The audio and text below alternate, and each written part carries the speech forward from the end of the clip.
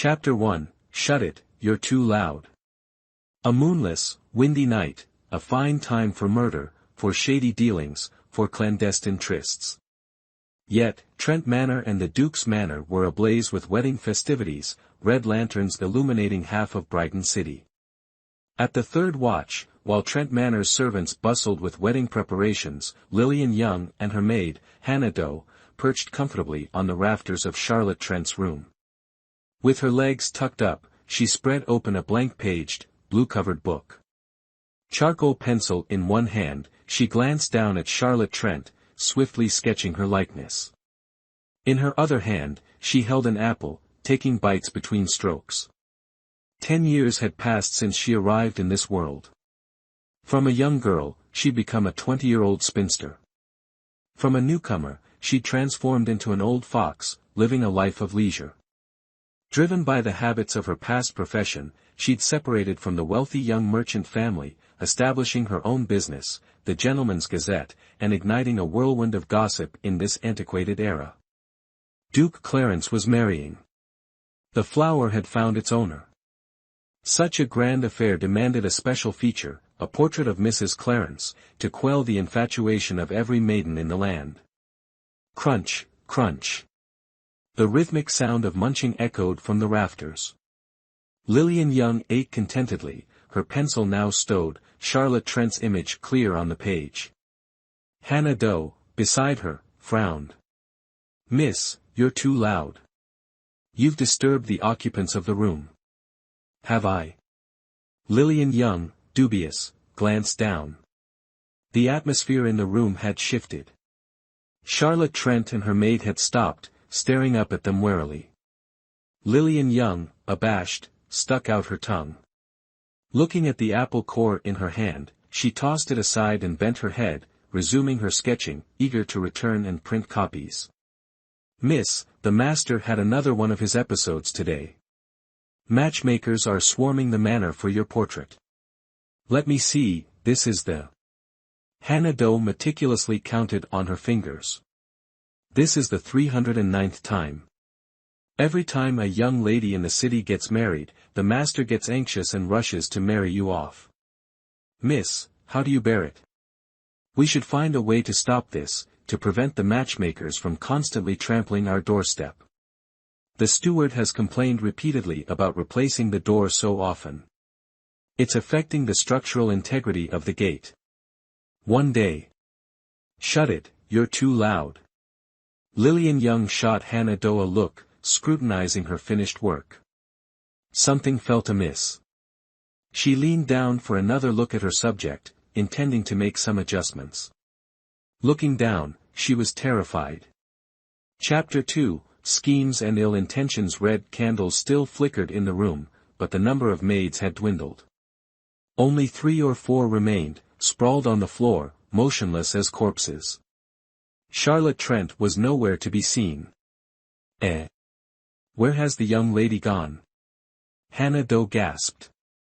Lillian Young, alarmed, swiftly descended from the rafters, Hannah Doe close behind. They each crouched beside a maid, checking for breath. Finding only the regular rhythm of slumber, they sighed in relief, rising to survey the room. Hannah Doe's sharp eyes spotted a letter on the table. She immediately retrieved it, presenting it to Lillian. "Miss, a letter." Lillian Young frowned, reading the note to discover Charlotte Trent had eloped with her lover. What now? Leave or stay? She pondered this deeply. Ah ha ha ha. A thought sparked, and Lillian Young laughed maniacally, her cunning and triumph uncontainable, her eyes gleaming with wicked intent. Fate offered a golden chance, her character exploded with opportunity. Access to 3 royal hotties, juicy gossip to mine. Excellent. Her Gentleman's Gazette would ignite the passions of maidens and matrons, silver flowing into her coffers like a river. Miss, your dribble is showing. How ghastly. Hannah Doe exclaimed, wiping Lillian's chin with a handkerchief. Lillian Young gripped Hannah Doe's hand, her eyes sparkling as she stared intently, making Hannah Doe tremble and stammer, Miss, what are you planning now?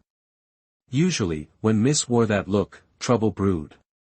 What scheme was she concocting this time? Hanado, you have half an hour. Take this portrait back to the third young mistress. I need her to craft a face, Charlotte Trent's face. Make haste. Lillian Young thrust the freshly painted portrait into Hanado's hands, snatched the bridal gown and phoenix crown from the bed, donned them, veiled herself, and sat excitedly, awaiting Sebastian Ward to whisk her away to his ducal manor. Watching her mistress's escalating mania, Hanado felt like weeping but couldn't, utterly clueless about Lillian's intentions. After a stunned moment, she feebly asked, Miss, what are you doing? Why haven't you left? Half an hour is not much, plus the third young mistress's crafting time. It's tight. Oh, I'm such a fool. I've overlooked a crucial step. Hanado, confine this girl to young estate, have her guarded. Then, tell the third young mistress to quickly make an identical face, and have her wear it. Lillian Young lifted her veil, casually selected a fainted maid, tossed her to Hanado, shoved her out, and kicked her up to the roof. Satisfied, she clapped her hands, adjusted her attire, and returned to the bed for a nap. Chapter 3, Mercy, no more torment. Awakened by a nudge, Lillian Young opened her eyes to an unfamiliar room. After a moment of disorientation, she saw Hanado's sweaty face and jumped up joyfully. Did you bring it? Yes, Hanado mumbled, nodding wearily, her eyes still holding a trace of misery. She pulled a box from her bosom and whispered, Miss, please, no more torment for Hanado. The third young mistress was angry with you. Lillian Young took the box, opened it eagerly, and saw a gossamer thin mask. Pride swelled within her. This unique art of disguise, exclusive to the Young family's third young mistress, was always a marvel. Good that she was angry. The thing is, never mind, Miss wouldn't understand. Recalling the third young mistress's icy glare, Hanado shivered, rubbed her arms, and began preparing Lillian's disguise. Hanado. Lillian Young, watching Hanado in the bronze mirror, gave a strained smile. There's something crucial you must do, urgent and vital. Hanado's hand paused mid-stroke through her hair, a prickle of foreboding making her freeze. After a moment, she hesitantly asked, What is it? This and that, help me steal, no, borrow something. Lillian Young swallowed, venomous touch just concocted a new hypnotic, called Oblivion Draft. Help me borrow it, and get it here before the consummation. The eldest Mrs. Concoction. Hanado's eyes widened in disbelief. Miss, you're asking for my head. No one has ever borrowed, let alone stolen, anything from the eldest Mississippi. We're different, she'll lend it to me. Lillian Young stuck out her tongue, her words lacking conviction. Within Young Estate, she feared no one but her eldest sister, Catherine Young, also known as Venomous Touch. The moniker Venomous Touch meant exactly that, a death so subtle, one wouldn't know until their body rotted. Stealing the draft was a 9 deaths 1 life gamble, but the draft was indispensable. The stand-in had to be flawless, the consummation couldn't fail. With the Oblivion Draft, she could hypnotize Duke Clarence and fabricate a convincing consummation scene. Miss, is it possible? It has to be. This draft is crucial. It determines whether we can infiltrate the Duke's manor, sneak into the royal palace, and gather all the juicy gossip. Hanado, do this right, and regardless of success, your next month's wages are doubled, 8 bolts of cloud silk, and a half-month holiday. Chapter 4, I'm doomed, I get carsick. Enough, miss. Hanado interrupted, thought for a moment, then gritted her teeth and agreed. Without another word, she turned and leaped out the west window. Once Hanado was gone, the fainted maids and midwives in the room gradually came to, stirring in confusion. Seeing their mistress still present, they sighed in relief, exchanged puzzled glances, and resumed their wedding preparations. A maid helped Lillian Young to the vanity table, adding several pure gold hairpins to her elaborate hairstyle, nearly breaking her neck in the process. The flurry of activity continued until the first light of dawn, when the deafening crackle of firecrackers erupted outside. Lady Eleanor Trent arrived with her maids, clutching Lillian Young's small hand and weeping profusely, making Lillian's skin crawl. She wanted to throttle the woman. Thankfully, the matchmaker's urging finally got her into the palanquin. Inside the palanquin, Lillian Young breathed a sigh of relief, then heard the cheerful call, "Off we go." Her face instantly paled as she remembered something dreadful. "I'm doomed, I get carsick." The palanquin swayed all the way to the Duke's manor, leaving Lillian Young green and nauseous. The moment it stopped, she stumbled out, and before she could take 3 steps, a whoosh sounded beside her ear. A red arrow with pink tassels had pierced the palanquin door, sending her red veil fluttering in the morning breeze. Gasp! The surrounding crowd inhaled sharply in unison. "I'm dead, my stand-in act is about to be exposed."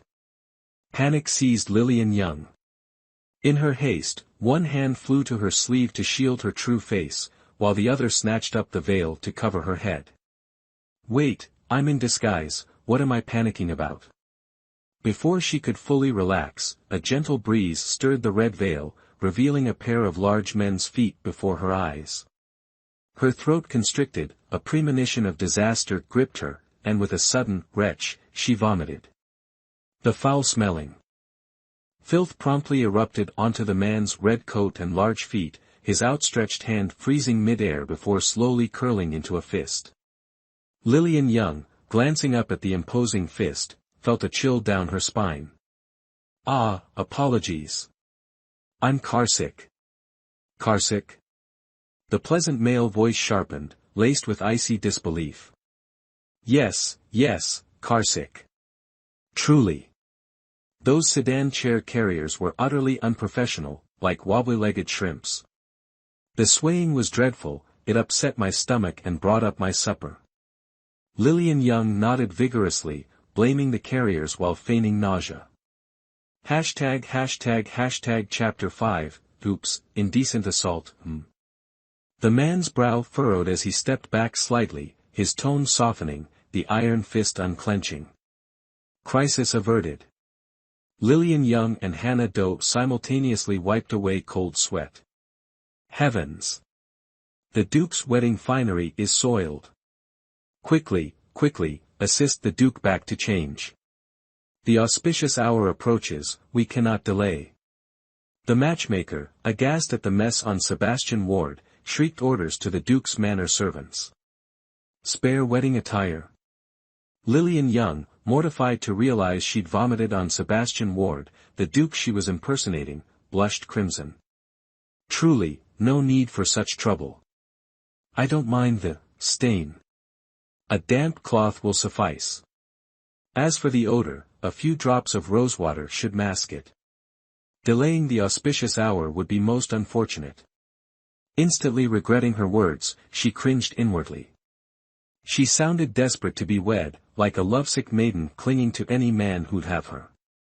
Do as she says. To her surprise, Sebastian Ward, after a brief pause, acceded to her suggestion. A servant hurried over with a golden, auspicious animal-shaped basin. Hannah Doe moved to take it, but Lillian Young, eager to atone, snatched the basin and rolled up her sleeves. Allow me. The soiled area on Sebastian Ward was rather delicate. Lillian Young's hand trembled as she held the cloth, blushing furiously. How mortifying. She hadn't noticed where she'd vomited until now. Should she dare to wipe there? Her gaze, flitting toward Sebastian Ward, took on a sudden, inappropriate boldness. Should she, or shouldn't she? Lillian Young's face burned as she clutched the cloth. Surely this didn't count as molestation. He was her husband in name, so a little touching and looking was permissible, right? After a fierce internal debate, she gritted her teeth, her face ablaze, and dabbed carefully at the mess on Sebastian Ward, avoiding the critical area. Sebastian Ward watched her ministrations with a detached amusement, secretly hoping she'd shriek upon encountering a man's most prized possession. When no shriek came, a flicker of disappointment crossed his features, his gaze turning colder. He'd known countless women, gentle, venomous, scheming, all tiresome. They all used their charms to acquire what they desired, men, possessions, power.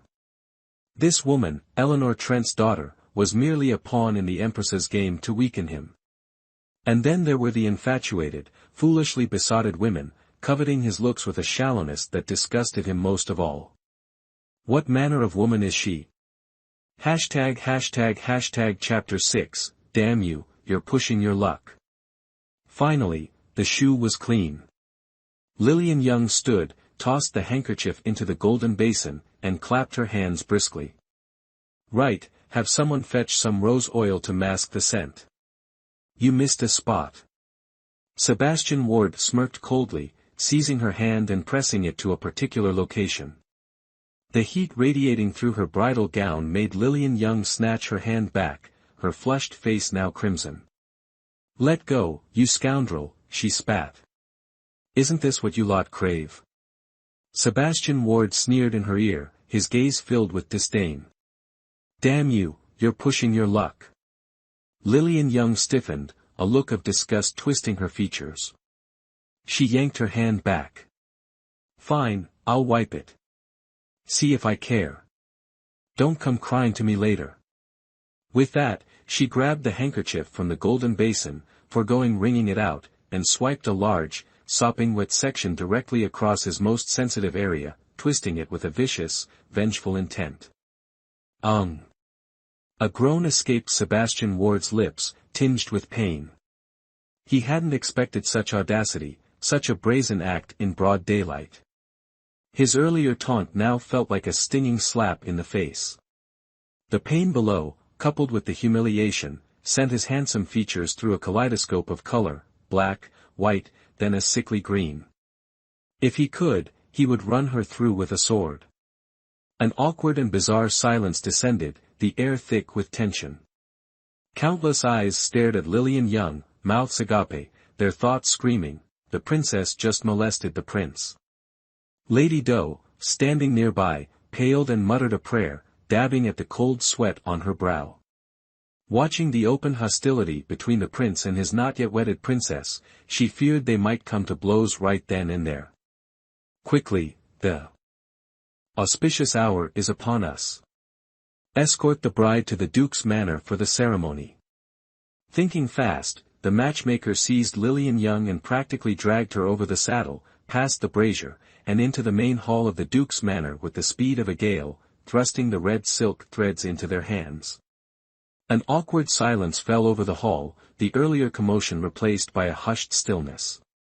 Seated upon his throne, the emperor frowned, his gaze falling upon the damp stain spreading across Sebastian Ward's robes. His face darkened.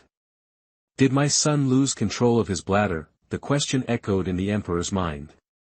The empress, seated beside him, glanced at the mortified Sebastian Ward, a subtle smirk playing on her crimson lips.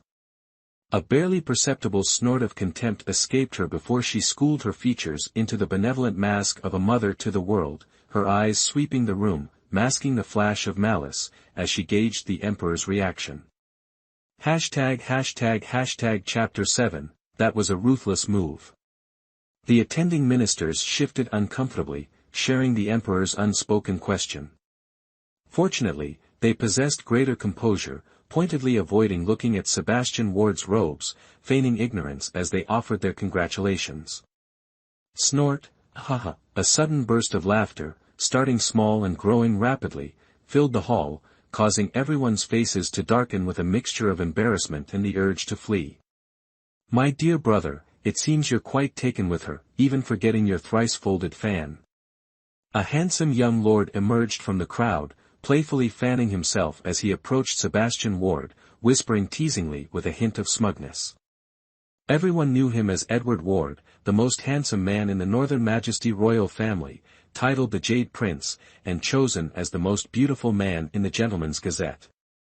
He could be considered half the reason for Lillian Young's livelihood, as she was the one behind the Gentleman's Gazette, and he was her favorite. Jade Prince Edward Ward.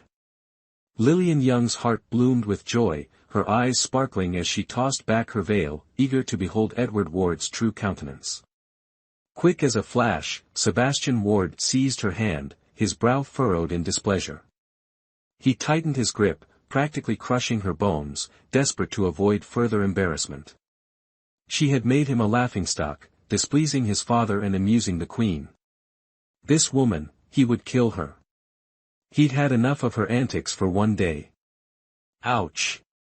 Lillian Young cried out, glaring at him through her veil. Humiliated, she lowered her hand, wincing as she tried to pull her other hand back. His grip was brutal. As her hand swelled and reddened, fury boiled within her, and she gritted her teeth, fighting back tears. Her cry of pain only seemed to encourage Sebastian Ward, who tightened his grip further, as if intending to break her hand. Only when he heard her gasp and protest did he loosen his hold slightly, though he didn't release her, silently warning her against further disruptions. His temper was vile. It was all her fault for misjudging him, bringing this trouble upon herself. Tears welled in Lillian Young's eyes as she regretted her impulsive decision. This stand-in marriage scheme offered no benefits, she hadn't gained anything but trouble and injuries. This time, she was truly in deep. Lillian Young's undignified cry darkened the Emperor's face. He cast a cold glance at the disrespectful young woman. He had never known the famously demure lady of Trent Manor to be so unseemly, disgracing the royal family. Fearing further incidents, he immediately signaled to the ceremonial officer. The officer, sweating profusely, silently acknowledged the command and announced in a loud voice, "First bow, to heaven and earth." Sebastian Ward, holding the red silk cord, slowly turned. Seeing her still standing motionless, he raised an eyebrow and yanked the cord, sharply kicking the back of her knee. Chapter 8, The second fright caught off guard, Lillian Young cried out as pain shot through her knee. The combined force of the yank and the kick sent her sprawling toward Sebastian Ward. Her heart leaped into her throat. In desperation, she twisted, landing against him, her arms clinging to his neck as she gasped, "That was close." As she drew near, Sebastian Ward caught a whiff of a clean, subtle fragrance, unlike the cloying perfumes of other women. It was faint and pleasant, and he found it surprisingly agreeable. The matchmaker, jolted back to her senses for the second time, rushed forward with a maid. Together, they propped up the disaster-prone new princess consort, forcing her to kneel. As they were forcing her to bow, the sounds of a scuffle erupted from outside, followed by several royal guards being flung into the hall, landing in a heap. Assassins! Protect the Emperor and Empress! With a thunderous roar, the first-rank minister Dai, leading a cohort of Imperial guards, surged forward, encircling the Emperor and Empress protectively, their gazes fixed warily on the entrance. Sebastian Ward's eyes, glacial and radiating a palpable killing intent, forced Lillian Young to retreat 3 steps, her mind buzzing with gossip. She speculated that the newcomer might be here to steal the bride, and the target could be her, or perhaps Sebastian Ward himself. The former scenario seemed unlikely, the latter, exceedingly probable. Rumor held that Sebastian Ward was averse to female companionship, leading her to suspect he might be receptive. The one stealing the bride must be his close confidant. Her subtle movements didn't escape Sebastian Ward's sharp gaze. His eyes locked onto the pouch at her hip, and with a flick of his wrist, a burst of energy pierced a large hole in it. Gasps. Astonishment rippled through the crowd, faces contorting in disbelief. Looking at the meager handful of beans, she gnashed her teeth in frustration. Chapter 9, The hunger of hatred glaring at the ruined pouch, she gritted her teeth and tossed a bean into her mouth, chewing with a decisive crunch. Turning to face Sebastian Ward, she glared daggers at him through her veil. The hunger of hatred, she would remember this. The crunch darkened Sebastian Ward's face, his fists clenching with an audible crack. He yearned to strike the woman before him dead, right then and there. The Empress, observing the scene, her eyes gleaming with calculation, mused to herself, she'd only known that Eleanor Trent had a remarkably accomplished daughter, skilled in all the arts, even possessing some medical knowledge, a rare gem. She herself had considered her as a potential consort for her imperial son. Had Eleanor Trent's position not been so insignificant, offering little benefit to her son's power, she would have already been welcomed into the East Palace. Today's events, however, cast doubt on the rumors. Marrying her to that little scoundrel Sebastian Ward, though, that could be advantageous. Her disruptive nature could sow chaos within the Duke's manor, ultimately benefiting her son. Sebastian Ward. Sebastian Ward. I won't let you marry another. I won't allow it. A frantic male voice, laced with 7 parts anger yet strangely melodious, echoed from the courtyard. That voice is rather pleasant. He must be a handsome young lord. Crunch. Lillian Young's eyes lit up as she tossed another handful of beans into her mouth. Excitement coursed through her as she looked expectantly towards the entrance, whispering with anticipation, "He's here, he's here. Duke Clarence's bosom friend has arrived. This scandalous love affair will be the talk of the town." An affair. The wife's at the door, cough, cough, cough. Overwhelmed, Lillian Young's almond eyes widened, her words catching in her throat as she choked on some mulberry seeds. "Sister-in-law, have some tea." Edward Ward, a comforting presence amidst the falling snow, offered a cup of bitter tea. Lillian Young gratefully accepted the tea, draining it in one gulp. Edward Ward solicitously patted her back, a concerned, "Don't drink so fast, you'll choke and break third brother's heart," escaping his lips. As he spoke, he cast a pointed glance at Sebastian Ward, a mischievous glint in his eyes. Pft! Cough, cough, cough. Bloody hell, never drink while someone's cracking jokes, did this bloke not know that? Lillian Young choked, spraying tea everywhere, her composure shattered. Jade King, that joke was ice cold. Having wasted half her tea, she finally dislodged the mulberry seed. Rolling her eyes, she rubbed her arms dramatically, feigning a chill. #### Chapter 10, Exquisitely Handsome Man. Ignoring Edward Ward, Lillian Young set down her cup, lifted her veil, and glanced towards the door. One look, and her vision expanded, her soul soothed. Exquisite, she declared, her assessment definitive. A man strode through the doorway, 8 feet tall, a jade crown atop his head. Clad in snow-white robes, his features were ethereal, almost indescribable. His narrow phoenix eyes held a flicker of anger as he advanced, a 7-foot sword in hand. It was him, the man who belonged on the cover of this month's Gentleman's Gazette. Sales would surely skyrocket. But who was he? Why had she never heard of him before? A chill permeated the air. Lillian Young felt a sudden drop in temperature. Startled, she turned to Sebastian Ward, taking him in at close proximity for the first time. He was dressed in fiery red robes, his raven hair bound with a purple-gold band. Tall and straight as a pine, his face was like a blossoming peach tree, his eyebrows sharp as knives against his temples. His hawk-like eyes were piercing and deep, his nose straight and proud, his full lips slightly parted in a way that was both alluring and sensual. An exquisitely handsome man. The sketch she'd made of him, a fleeting glimpse through a crack in the door as he hurried past, had captured only 7/10 of his magnificence. Now, seeing him in full, he seemed even more handsome than the Jade King, Edward Ward, with an added masculine aura that made him all the more imposing. She'd struck gold. Lillian Young's initial shock morphed into delight. She beamed at Sebastian Ward, a goofy grin spreading across her face. Her gaze was so intense that Sebastian Ward turned, their eyes locking. He was captivated, lost in her stare.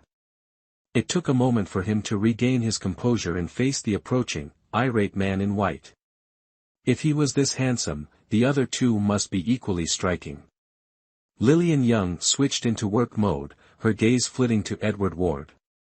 She'd seen Edward Ward before, another fleeting glimpse, albeit a rather scandalous one. That summer, seeking information, she'd snuck into the Emerald Duke's residence.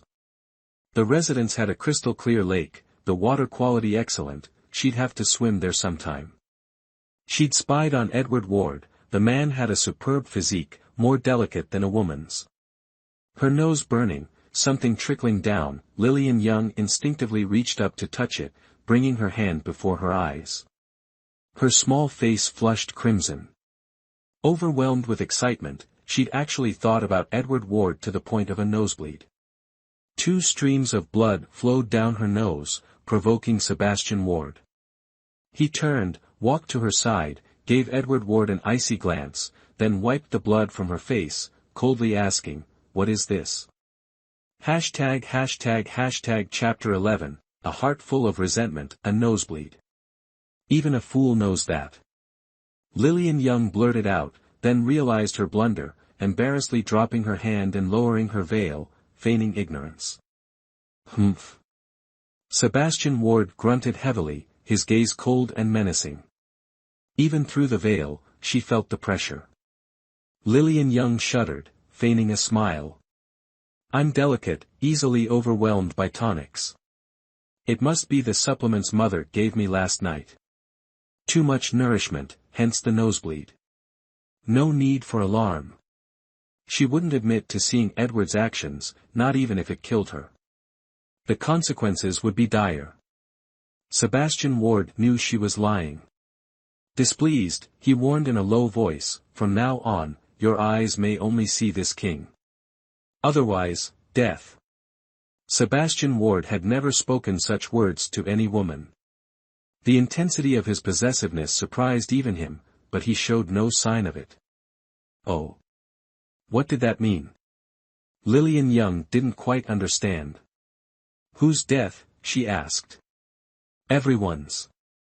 The reply was chilling. A wave of cold washed over Lillian Young. She shivered, asking weakly, "No room for negotiation?" He answered her with a frigid stare. "So cold." Lillian Young shivered, resentment blooming in her heart. The rumors were true.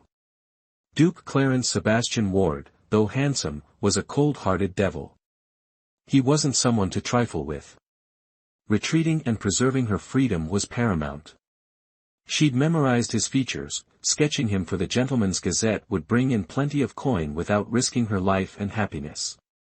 As for his nude portrait, she could always improvise. "Sebastian Ward, you intend to be a faithless scoundrel." The ignored, white-clad beauty challenged, sword in hand, its tip aimed at Sebastian Ward's throat. This action, these words, instantly captured Lillian Young's attention, igniting her gossipy soul, but darkened everyone else's faces. Even the Emperor, who'd eaten more salt than rice, broke out in a cold sweat, his expression grim. Sebastian Ward's face darkened, his gaze fixed coldly on the white-clad beauty. The atmosphere grew still and oppressive.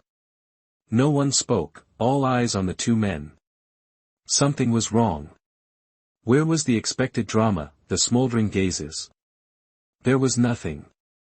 Lillian Young was bewildered, disappointed. Damn it, the more she looked, the less the beautiful man seemed like he was there to interrupt the wedding. "Li Ni, lower your sword." The Emperor, silent for a long while, suddenly spoke. His imperial authority, majestic and awe-inspiring, instantly quelled the room. Chapter 12, Brother, you've killed the wrong man. Lillian Young looked at the white-clad beauty with suspicion. She recalled a long-held royal secret. The Emperor had 6 sons. The Crown Prince wasn't the eldest. The second son, Nicholas Ward, had been appointed Crown Prince. Duke Clarence Sebastian Ward and Nicholas Ward were brothers, but not born of the Empress. They were sons of noble consort Shao. 3 years ago, Nicholas Ward had been deposed, and the eldest son, Daniel Ward, made Crown Prince. Nicholas Ward was now confined to the palace. "Brother, your second Prince Nicholas Ward." Lillian Young's eyes lit up, gazing joyfully at Nicholas Ward, completely oblivious to the murderous aura surrounding Sebastian Ward. Nicholas Ward paid her no mind, his gaze fixed on Sebastian Ward, seemingly awaiting his response. "Brother, you've caused enough chaos," Sebastian Ward replied. Coldly, 2 fingers pinching the blade as he slowly moved it away from his throat. "Is this your answer?" Nicholas Ward laughed, not in anger, but with a hint of sorrowful mockery. "Ha ha ha ha. I misjudged you." She misplaced her affections. Sebastian Ward, you are not worthy of her. I won't kill you, I want you to regret this, regret it for the rest of your life." With that, Nicholas Ward turned the blade in his hand, thrusting it towards Lillian Young, who stood to his right and slightly behind him. Big brother, you've got the wrong person." Lillian Young, startled, stunned for half a second, quickly tilted her head to the right as the blade grazed her ear, severing several pearl strands on her phoenix crown. Clatter, the pearls scattered on the ground. The first strike having missed, Nicholas Ward flipped his wrist, the long sword thrusting straight towards Lillian Young's heart, a clean, decisive move without hesitation. What was happening? What had she said to be pursued like this? Terror seized Lillian Young. Seeing the sword aimed at her heart, she stood dumbfounded, mouth agape, unable to react. Only when the tip touched her chest did she snap back to reality, lightly tapping her toe and using the momentum to fly backward. Unexpectedly, her foot slipped on the scattered pearls, and instead of retreating, she propelled herself towards the blade. Her face paled, and she closed her eyes in despair. Gasp! Everyone inhaled sharply, the air thick with the coppery tang of blood. The blade surely must have pierced her chest, but no. Lillian Young hesitantly opened her eyes. The tip of the sword hovered half an inch from her chest, a large hand gripping the blade, crimson drops of blood staining it. Lillian Young stared at Sebastian Ward in astonishment, her throat constricting. She choked back a sob before managing, "You're hurt." Chapter 13, Affection, Different Treatment. Sebastian Ward's gaze didn't meet hers, nor did he acknowledge her words. His eyes were locked on Nicholas Ward, unwavering and resolute, devoid of warmth. Nicholas Ward trembled, spurred by the sight of blood. "You'd rather be injured for her sake, why?" "Yes, why?" Lillian Young also awaited an answer. Sebastian Ward remained silent. The Emperor, beside himself with rage, slammed his palm onto a tea table, shattering it. "Someone, escort the second prince back to the palace for punishment." At his command, a group of guards immediately surrounded Nicholas Ward.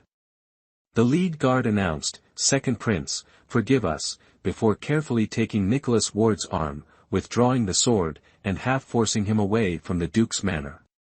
Helpless, Nicholas Ward looked back at Sebastian Ward, then at Lillian Young, until he was escorted out of the courtyard, his figure disappearing from sight. Lillian Young's heart pounded as if struck. She sensed a rift between Sebastian Ward and Nicholas Ward, caused by a woman. A pang of unease settled within her, intensifying as she saw Sebastian Ward's injured hand. "Let's bandage this first, stopping the bleeding is more important." As she spoke, Lillian Young retrieved a pale blue silk cloth and a porcelain jar of healing ointment from her bodice, tending to his wound. She bandaged him carefully and gently. Sebastian Ward watched silently, his eyes falling upon the corner of the silk embroidered with the word "Young," the depths of his gaze suddenly turning icy. She wasn't Charlotte Trent. After she finished bandaging him, the Emperor, favorably impressed and treating her differently, commanded the officiating minister, "Perform the ceremony. First bow to heaven and earth, bow." The minister, receiving the Emperor's decree, dreamily drawled the familiar words. Lillian Young was supported on both sides by the wedding matron and a maid. The maid seemed familiar, her scent elegant and recognizable, prompting Lillian to inhale deeply. Suddenly, the fragrance morphed into the cloying sweetness of lilies. Blasted, hit by venomous touch. Lillian Young's strength drained away, leaving her limp as mud, about to collapse, saved only by the two supporting her from kissing the ground. "Jasper, so glad to see you married. We've all come to witness the ceremony. Your dowry is mixed in with the gifts, be sure to check carefully. Of course, there's also the marriage contract you signed." The smug voice echoed in her ears, striking Lillian Young like a thunderbolt. Chapter 14, Run, Run Fast. She'd been tricked. Venomous touches, we undoubtedly referred to the entire Young family, and that marriage contract, bearing the official seal, lacked only the groom's name. If it fell into Sebastian Ward's hands, becoming legally binding, she'd want to die. She had to escape, and quickly. Before she could lament, she was forcefully pressed to her knees by two people, her forehead touching the ground, bowing to heaven and earth, then bowing as husband and wife. Then the minister loudly proclaimed, "To the bridal chamber." Utterly bewildered, she was received by the impassive Sebastian Ward, who took her from the wedding matron and personally escorted her away. Upon reaching the chamber, Sebastian Ward dismissed all the attending maids, closing the door to be alone with her. Hearing the rhythmic footsteps receding, a chill gripped Lillian Young. The heavy thud of the closing door echoed like a death knell, nearly suffocating her, leaving her anxiously anticipating Sebastian Ward's bestial urges to devour her. "Ah! What are you doing?" Suddenly swept into Sebastian Ward's arms, her small face pressed against his firm chest, her heart pounded erratically. Rip! With a sudden sound, her vision brightened as Sebastian Ward tore off the red veil, letting it flutter gently to the floor.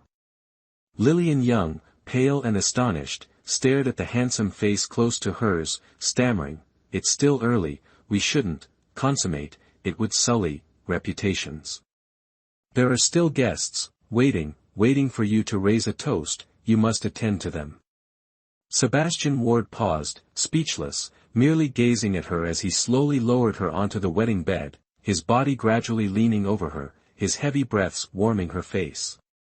Lillian Young inhaled the faint, alluring scent emanating from him, her mind clouding, the deer in her heart leaping wildly, she gradually succumbed to his presence.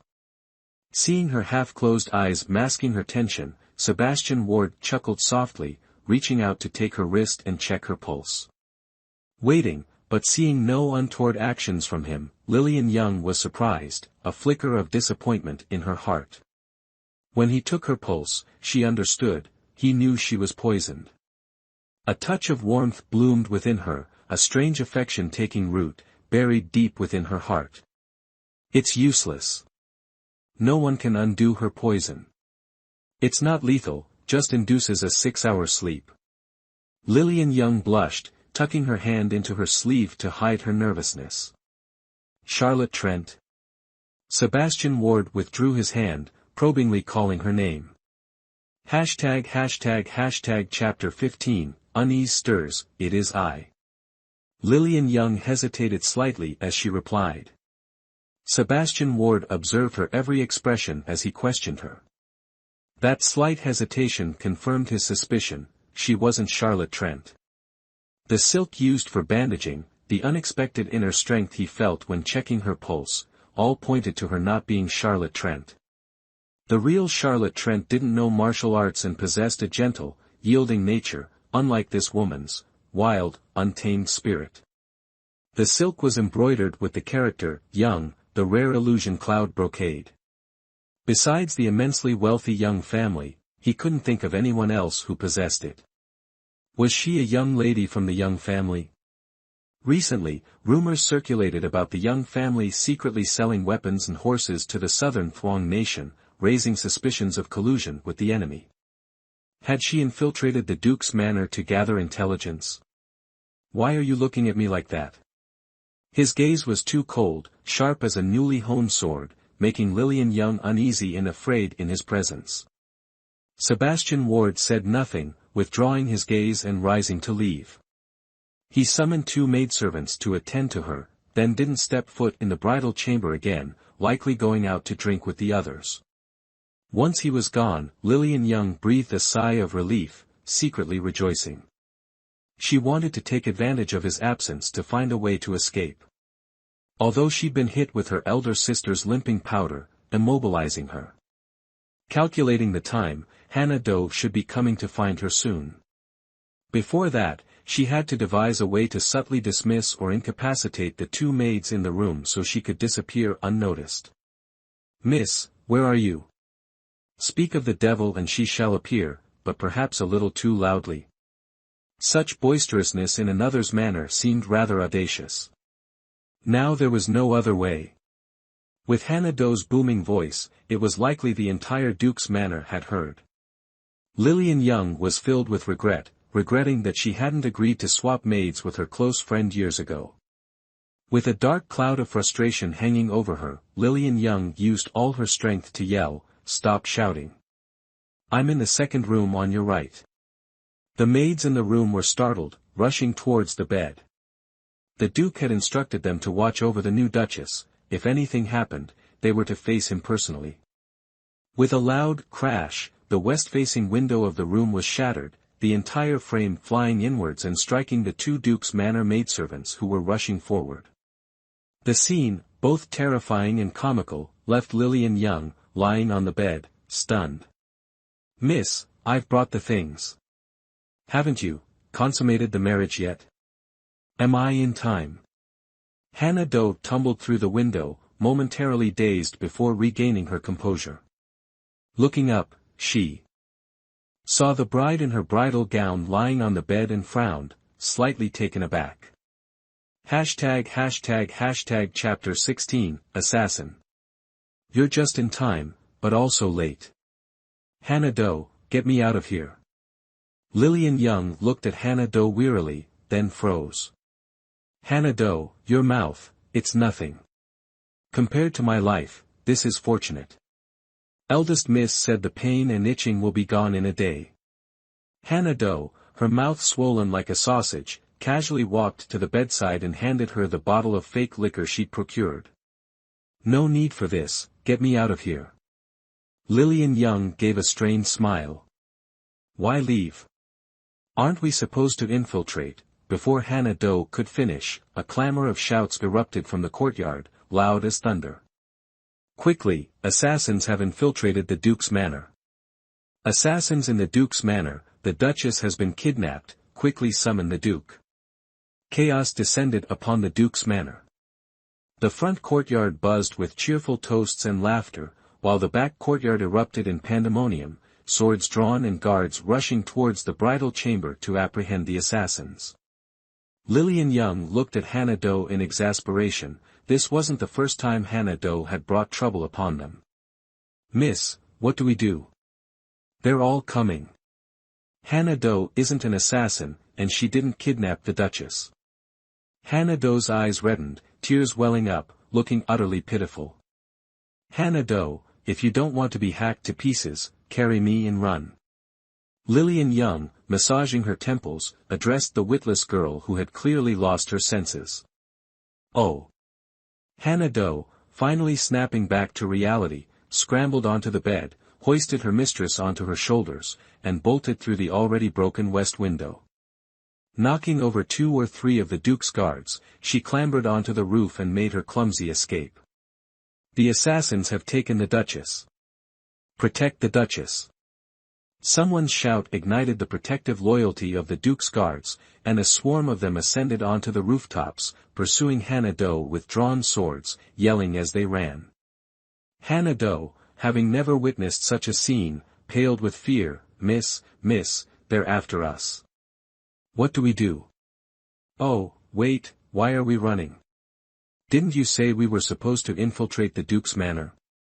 Hana-do's sudden stop made Lillian Young anxious. She urged her on. "Hana-do, a moment longer and we'll have swords at our throats.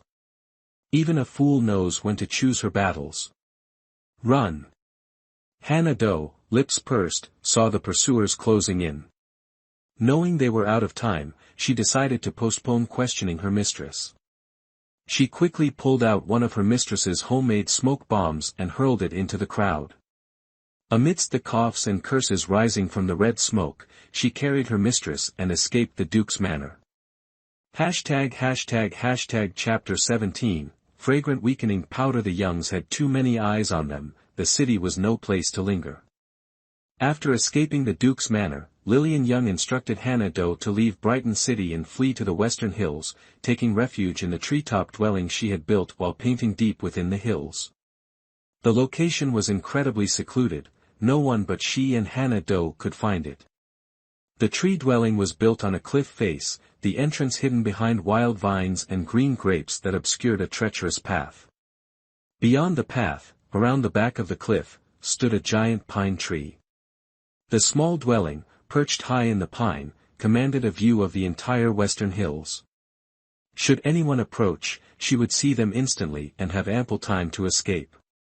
Lillian Young leaned against the window, gazing down at the verdant landscape below.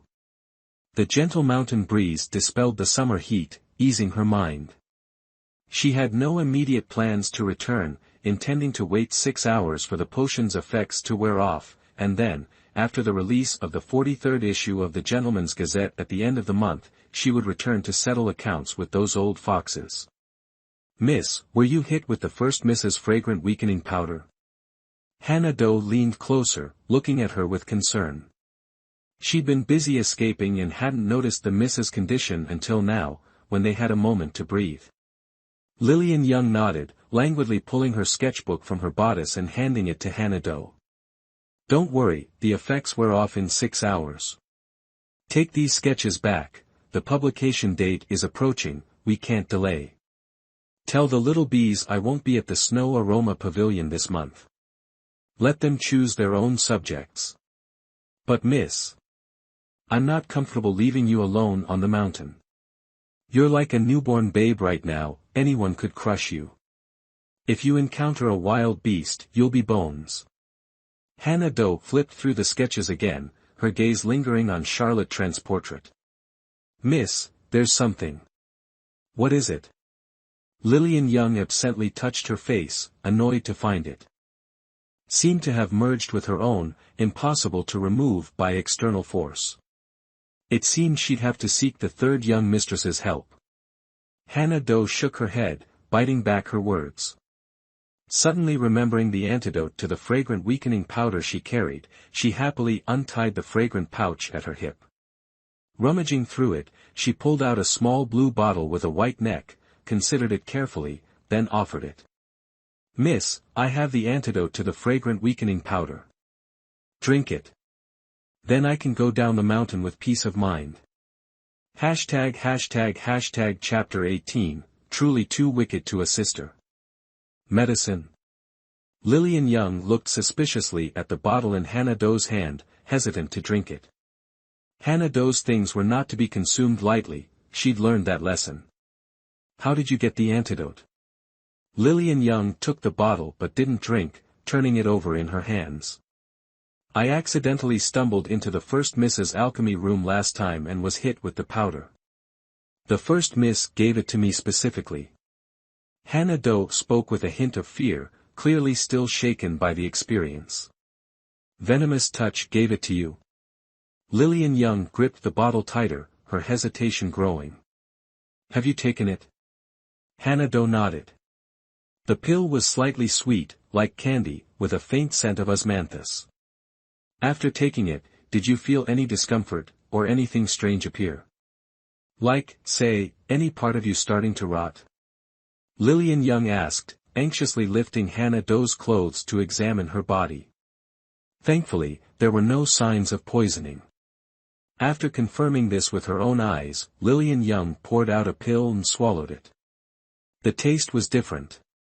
It wasn't sweet like candy with the scent of osmanthus as Hannah Doe described.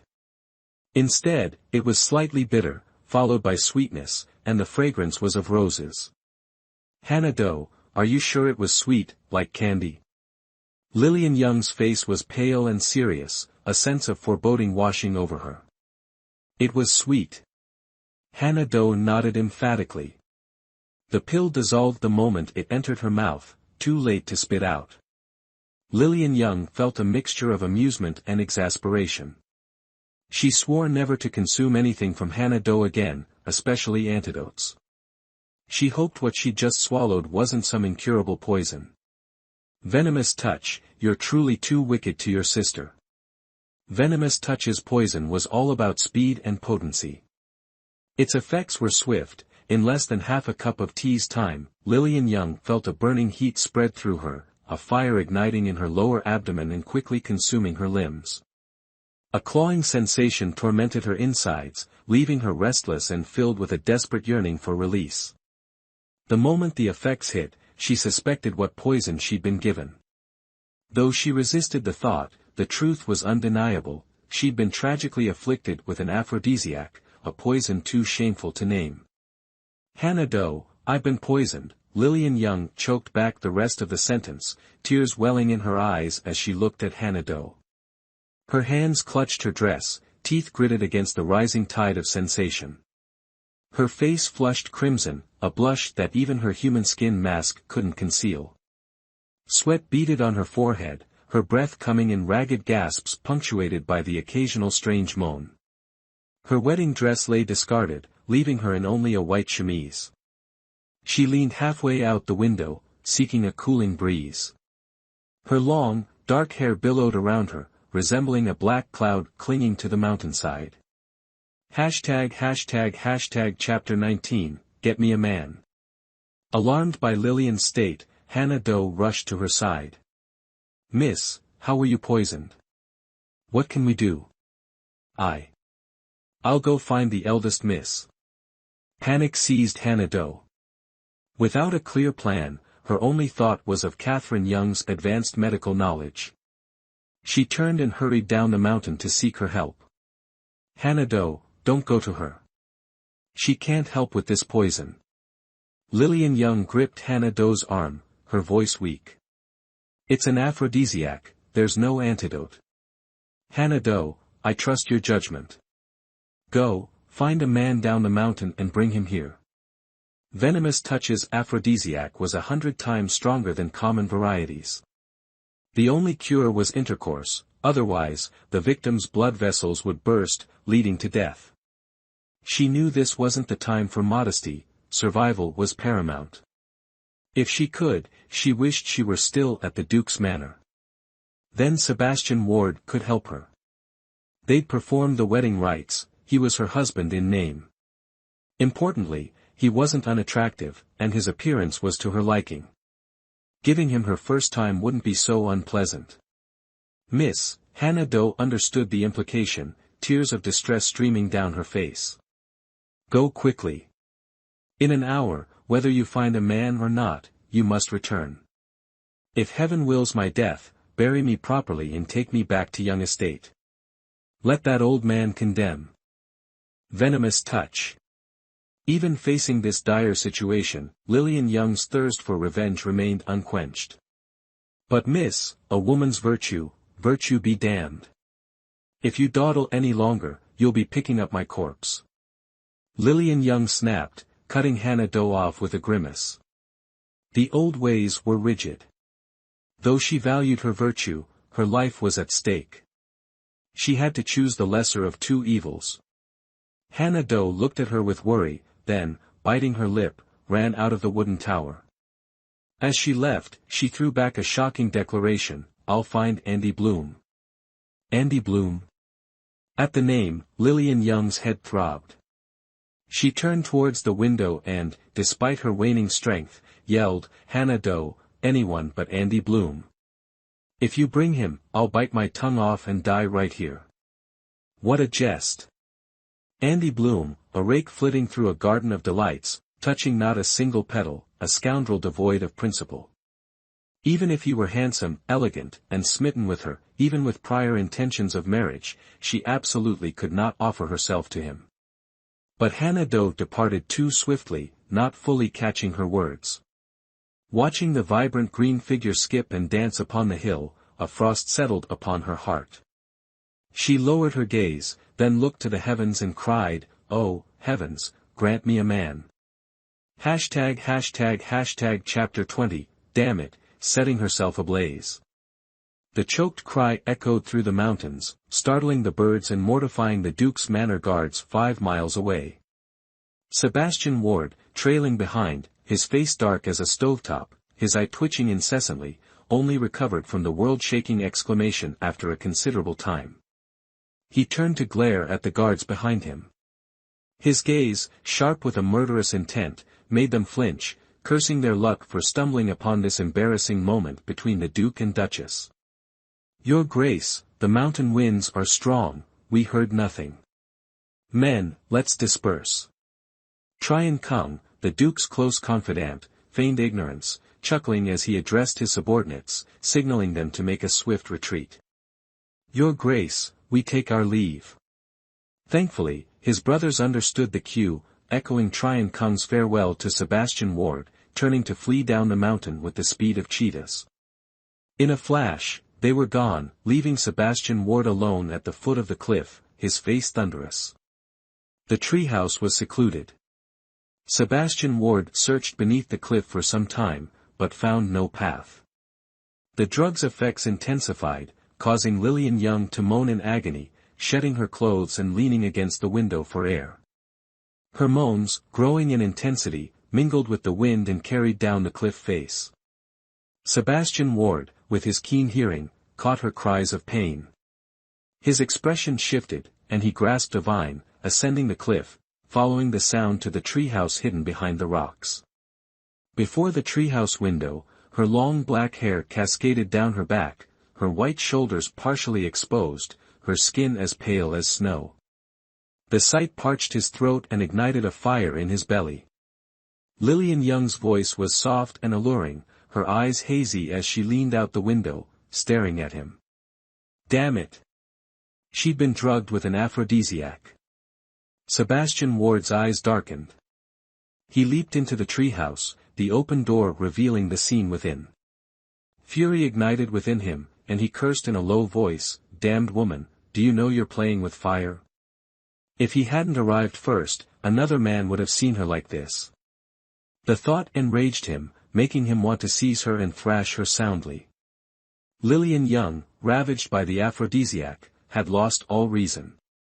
Only the word "man" remained in her thoughts. Her eyes, clouded with desire, couldn't focus. Apart from her hearing, her senses were dulled. Sebastian Ward's voice brought a spark of clarity.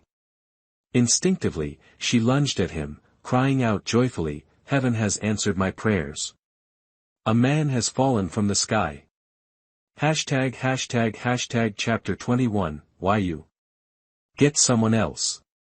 Sebastian Ward, pinned beneath her, watched in astonishment as she tore at his clothes, sloppily kissing his face, nipping and sucking at his nose, covering it with saliva. Finally, she found his lips, capturing them with a fierce bite, her movements rough, devoid of any tenderness. Ugh!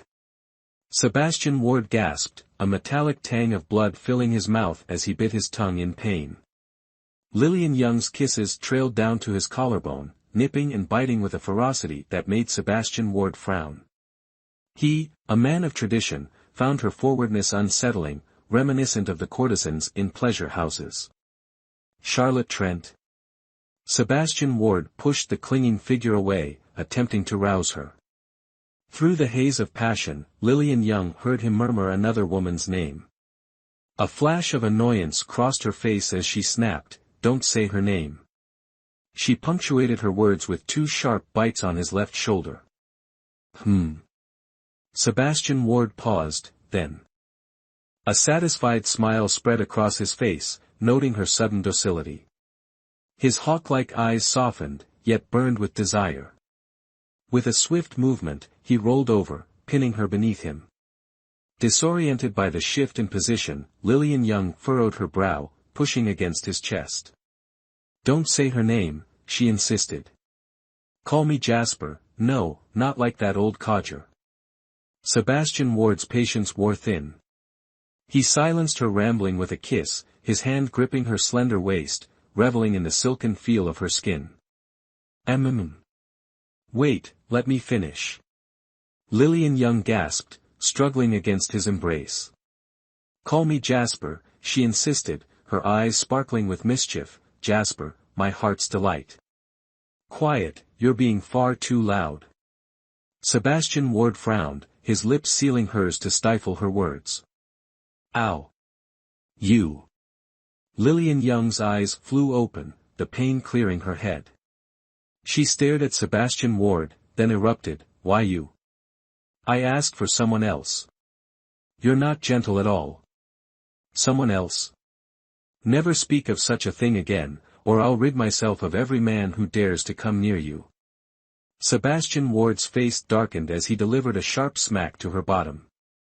Humiliated, Lillian Young's face flushed crimson. Curse you, you bloody dog. Touch me again and I'll make a eunuch of you. Jasper, my heart's delight. Sebastian Ward gritted out, his voice a mixture of tenderness and exasperation. Taken aback by his endearment, Lillian Young blinked, the sting of the earlier slap fading. We're having a serious conversation, she stated firmly. We are always conversing, and I am always serious. Sebastian Ward refused to let her words dampen his ardor, silencing her with a deep, consuming kiss. Hurry up, Our Lady is waiting. Their passionate interlude was interrupted by Hannah Doe's voice, echoing from outside the room, growing closer with each word, the rustle of her approaching form audible even from afar. Hannah Doe.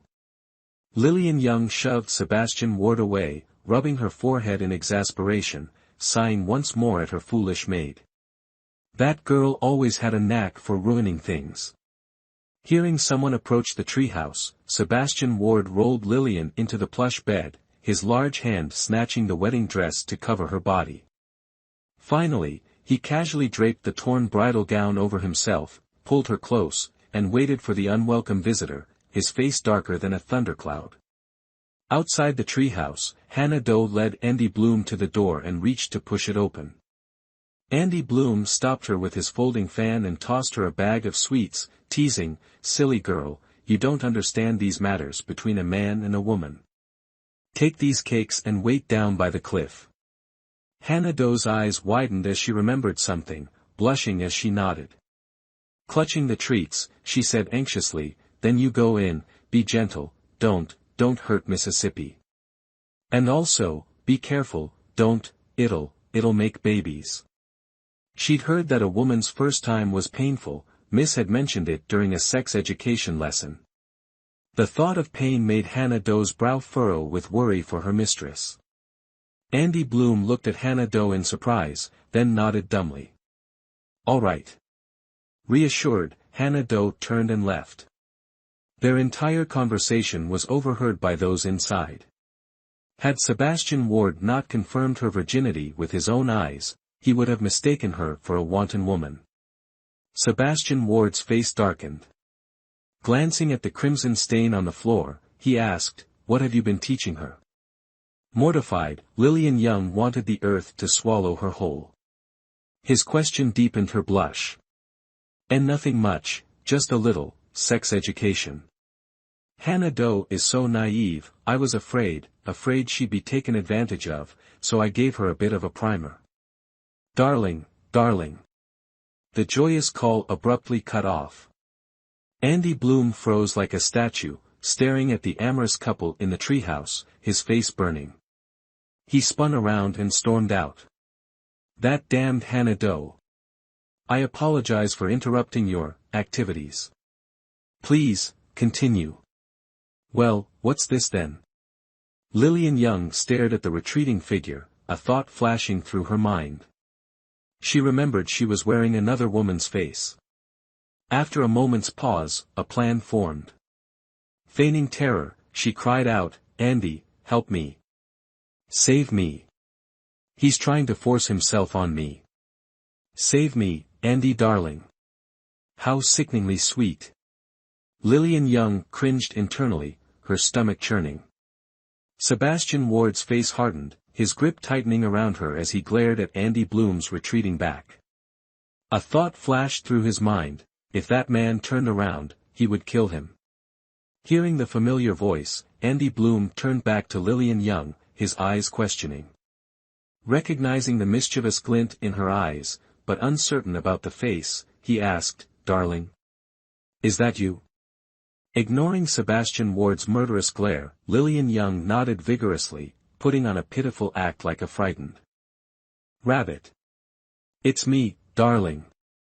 Andy Bloom's face drastically changed, like a whirlwind. He rushed to the bedside.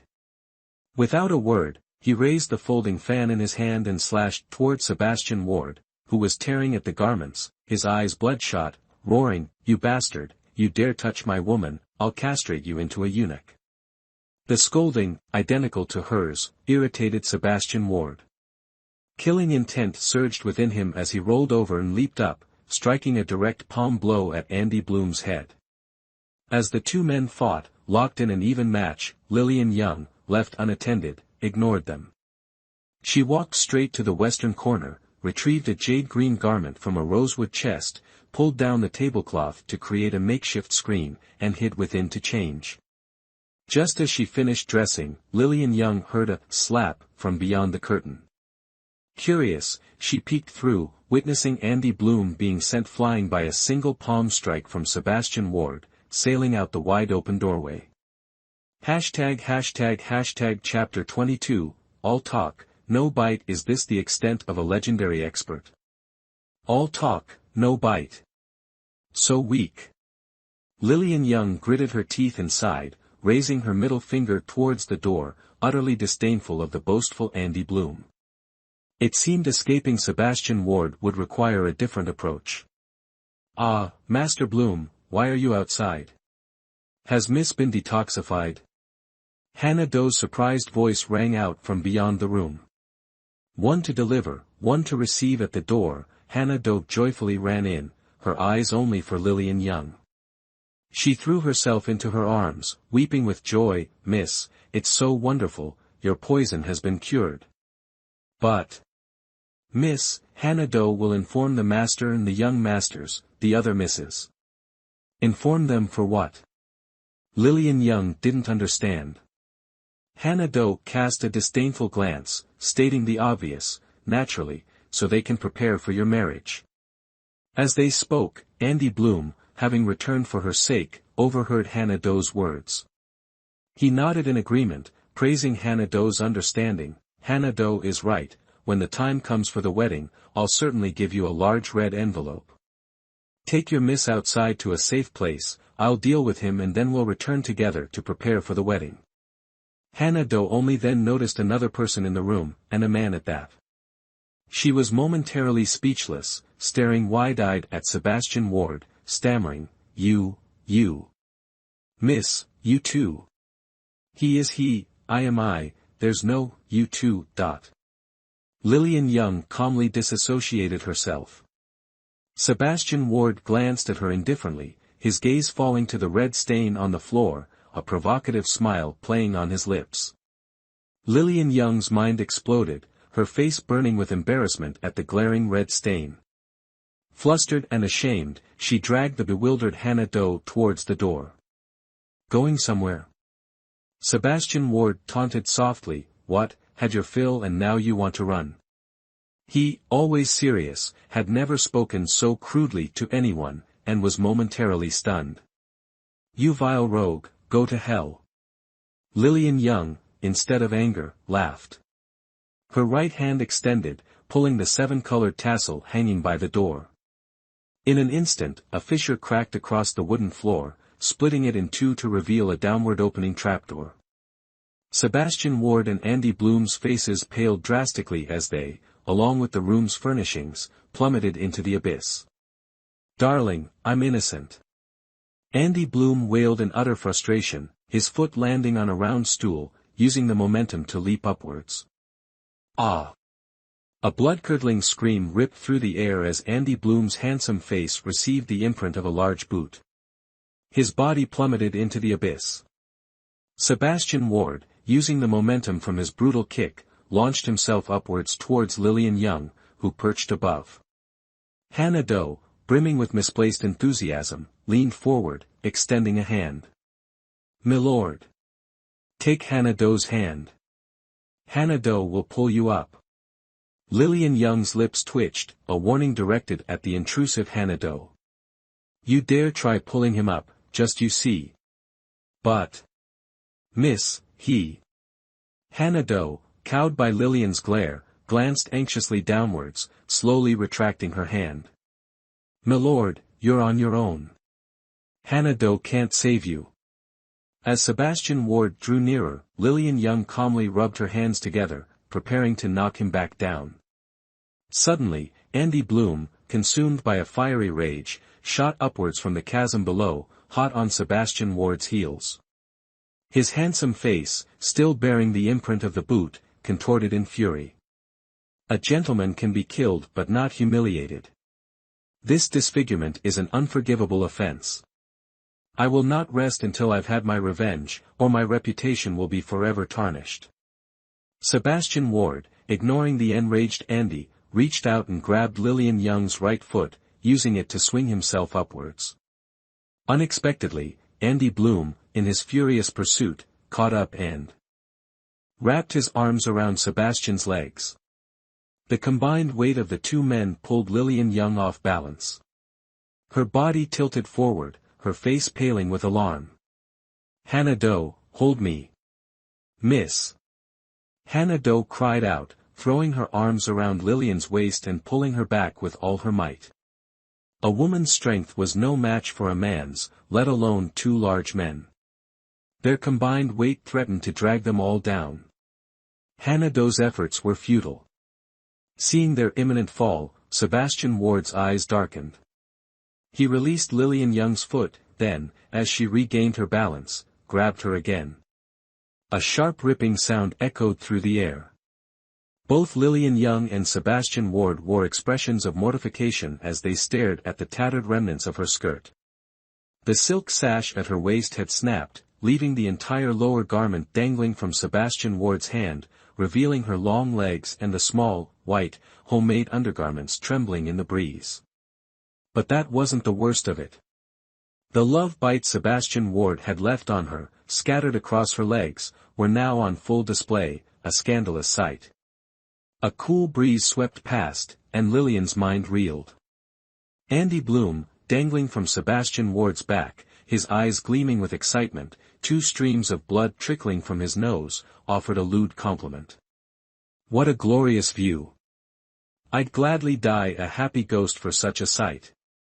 "That's not for your eyes. Die." Enraged by Andy Bloom's words, Sebastian Ward delivered a swift kick to his face, sending him plummeting back into the abyss. "And that's not for your eyes. Die." Lillian Young, trembling with fury, kicked Sebastian Ward in the face, watching with satisfaction as he tumbled into the chasm, his face etched with surprise. After a moment, her anger subsided. She pulled the tassel, closing the floor panel.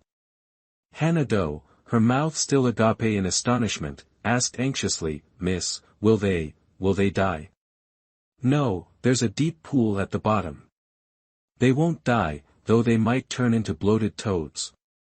Now stop gawking and take off your coat. We need to get back to Brighton City before sunset. I have a score to settle with Venomous Touch. This time, I'll skin the whole lot of them, or I'll become a vegetarian." Lillian Young spoke as she began removing Hanado's coat herself. "What do you mean, what am I supposed to do now?" Lillian Young asked, perplexed. My clothes," Hanado wailed, near tears. "Oh." Lillian Young's understanding dawned. She nodded, yanked down a curtain from the window, and tossed it to Hanado. "Wrap this around yourself." Hanado caught the curtain, her eyes wide with disbelief. "Just this?" "Yes, Hanado, hurry up. The sun will set in another hour. Western Hills is dangerous after dark, teeming with wolves and tigers like stars in the sky. If you don't want to become their supper, move it." Lillian Young leaned out the window, her tone laced with regret. "My top-grade sandalwood furniture is ruined. Replacing it will cost 1,000 taels, and who knows if the carver is even still alive." Wrapped in a curtain, Hanado joined Lillian Young at the window, peering down anxiously. "I wonder if the groom is all right. I hope he hasn't gone daft," she murmured. "Entirely possible. Lillian Young fumed inwardly. The daft cow, couldn't she even tell who her mistress was? What had Sebastian Ward done for Hannah Doe to earn such loyalty? This wouldn't do. This unhealthy infatuation needed to be nipped in the bud. A sly smile curved her lips. There's a massive boulder in that ravine. If they were lucky enough not to land in the water, they're likely smashed to bits by now. Let's wish them luck, preferably the kind that keeps them out of the ravine. Right, let's go. Her ploy had worked perfectly. Observing Hannah Doe's stunned silence and gaping mouth, Lillian Young's spirits soared as she swept out of the small tower.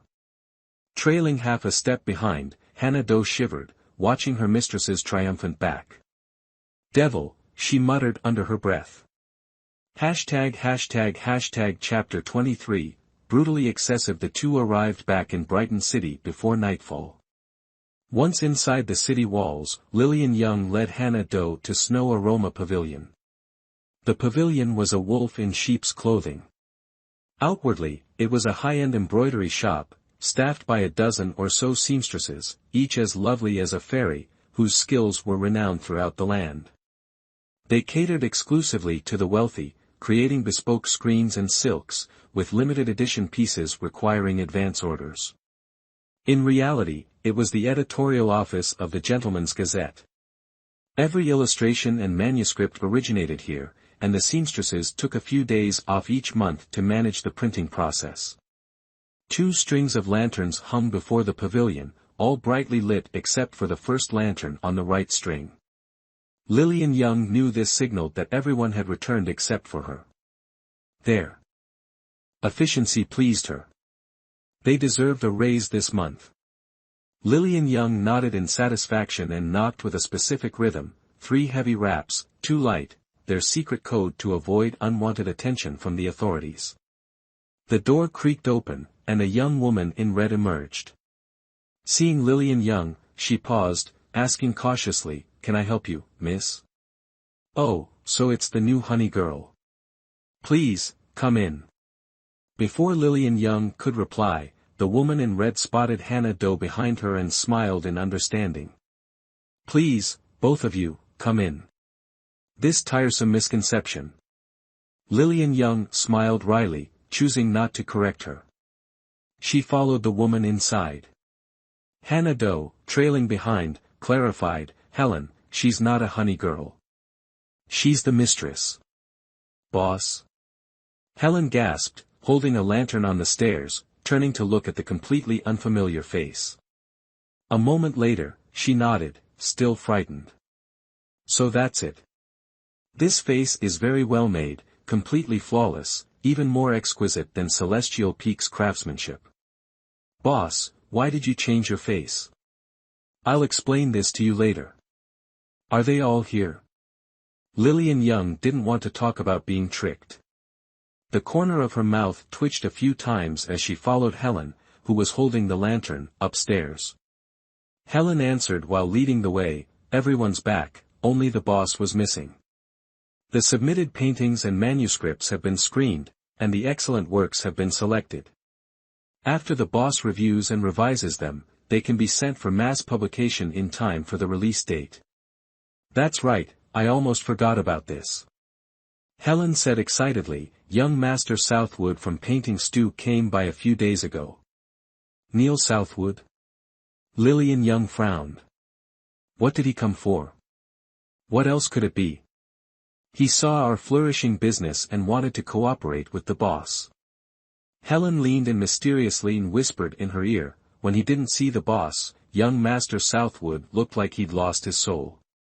I think he didn't come to discuss business, but clearly to discuss romance. If the boss had really been there, maybe a betrothal gift would have been delivered to the manor by now." "Helen, are you very idle? Your gossip spirit is sky high. Or should you switch jobs with Celestial Peak next month?" Lillian Young poked the gossiping Helen with her index finger, her smile carrying a hint of disciplinary pressure. Helen immediately retracted her smile and transformed into a dedicated and professional employee, shaking her head and rejecting her suggestion. "Boss, Helen really likes her current job. I lack talent excavation skills and am not suitable for exchanging jobs with Celestial Peak. Moreover, the key point is, Celestial Peak doesn't know how to embroider. Bang, bang, bang. Suddenly, a rapid knocking came from downstairs, interrupting their conversation. The three of them exchanged wary glances, their expressions changing. Recently, they had exposed too many things and offended quite a few enemies. Being chased with knives wasn't anything new. Lillian Young remained silent for a moment. The knocking continued, growing stronger and stronger, as if trying to smash the door. Who is it? The door will break if you keep knocking. Helen suppressed her anger, glared downstairs, and raised her lantern, about to go down. Lillian Young stopped her, signaling for silence, and whispered, "Don't go down yet, go upstairs." But Helen was very worried, afraid that the person would really break the door, and then it would be very troublesome to find someone to fix it. It's okay, let Venomous Gale handle it. If it's an enemy, give him a handful of poison powder. Let's go.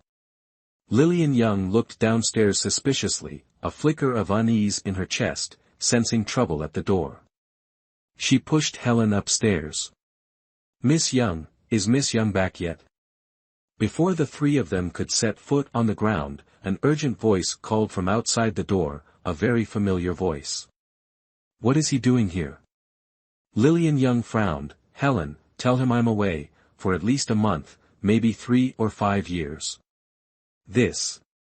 Boss, aren't you planning to get married?" Helen pleaded earnestly. "Boss, you're 22 years old this year, already past your prime.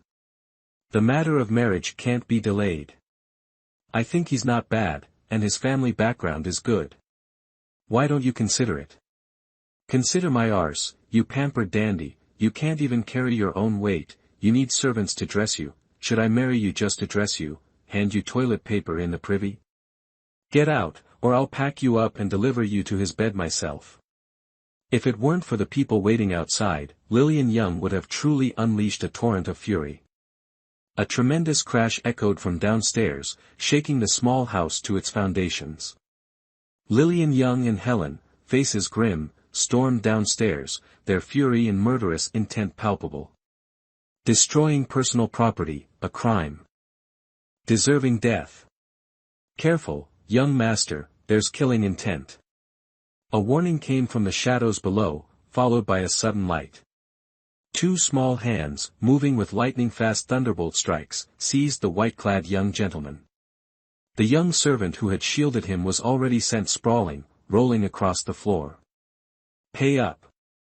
Two furious roars erupted, making the wincing, white-clad gentleman clap his hands over his ears.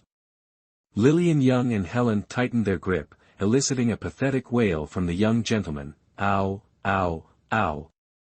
Gently, please, it hurts, my bones are breaking." Seeing the situation turn sour, the small servant quickly untied the money pouch from his belt.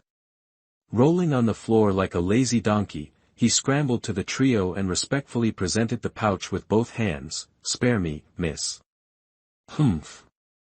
Helen scoffed, her slender fingers snatching the pouch and untying the string to check the contents. Satisfied with the amount, she nodded to Lillian Young, signaling that the compensation was sufficient. Lillian Young finally released her hold and stepped aside, casting a disdainful glance at the tearful Neil Southwood. It wasn't even close to a fracture. Such weeping from a grown man, she found him utterly pathetic and unsightly. Neil Southwood, with his handsome, scholarly features, was the weak, bookish type, probably only suited for a spectral maiden like Nia Xiaoqian. And yet, he possessed such a volatile temperament. In the 21st century, he'd be nothing more than a spoiled rich kid, living off his parents' wealth. She absolutely couldn't stand him. Ignoring her disdain, Neil Southwood dabbed his tears with a handkerchief, turned, and grasped Helen's shoulders, asking, "Is she back? Is she back yet?" Who's back?" Helen feigned ignorance, glancing at Lillian Young, unsure how to respond. "Miss Young, your boss, Lillian Young." Neil Southwood was agitated. I heard she's returned, just arrived in Brighton City. His information network was quite efficient. Lillian Young couldn't help but admire Neil Southwood's connections. Despite being a pampered dandy, he was remarkably well connected, from nobles and officials to the common folk, he knew them all. Chapter 24, Pure Bluff. Lillian Young winked at Helen, signaling her to follow their prearranged story. Helen, understanding the cue, smiled regretfully and said, "Unfortunately, Master Southwood, you've arrived a step too late. Our boss recently encountered some trouble, took a few things, and left, saying she was going on a long journey to avoid the issue." Left? Neil Southwood's eyes widened in disbelief. Did she say where she was going? I'm afraid not. She left in a great hurry, with no time for explanations. However, if you were to give chase now, you might still catch up. Helen lied without blinking, her deceitful smile giving Lillian Young goosebumps. Truly? Neil Southwood startled, turning around and leaving a sentence, "I'll go after her." In the blink of an eye, he ran out of the Snow Aroma Pavilion. At this moment, Hannah Doe chased him to the door, shouting at Neil Southwood, "Don't chase her, our mistress is married, she's hiding from the old master. This girl's got a loose tongue." Lillian Young, both amused and exasperated, stepped forward and knocked on Hannah Doe's head. However, Hannah Doe's words had a somewhat positive effect. For example, a blow straight to the head, shattering someone's heart. Watching the hurriedly running white figure suddenly stop 10 paces away, remaining motionless for a long time, Lillian Young was still very worried, afraid he couldn't bear it and would collapse and die. Is he still alive? She couldn't help but ask. The servant, frightened by his young master, grabbed Neil Southwood's leg and wailed, "Young master, say something." After hearing this sorrowful scene, Helen looked fearfully towards Lillian Young. Will anything happen? Let's go see. For conscience's sake, Lillian Young had to step forward, the other two following closely behind. Just as she reached Neil Southwood's back, Lillian Young was suddenly embraced by him, his mouth rambling, why is it like this? I waited for you for 12 years, since you were 10 and pulled my trousers. I was determined not to marry anyone but you. No, to not take anyone but you. But, what's going on? Why did I pull his trousers? That's absurd.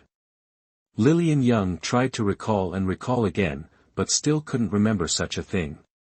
Then her mind flashed, and she remembered that 12 years ago, she hadn't yet transmigrated and occupied this body. TCH, the previous self was truly a little tyrant, even daring to pull a boy's trousers. Just a casual question, why did you pull his trousers?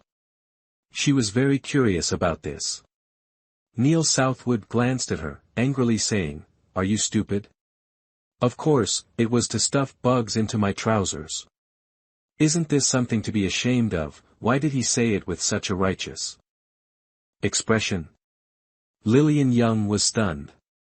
They say women are made of water, this saying is truly nonsense. Neil Southwood cried even more than a woman, tears pouring out like a river, flowing without holding back, crying for a full half-hour before finally letting go of Lillian Young, this involuntary listener.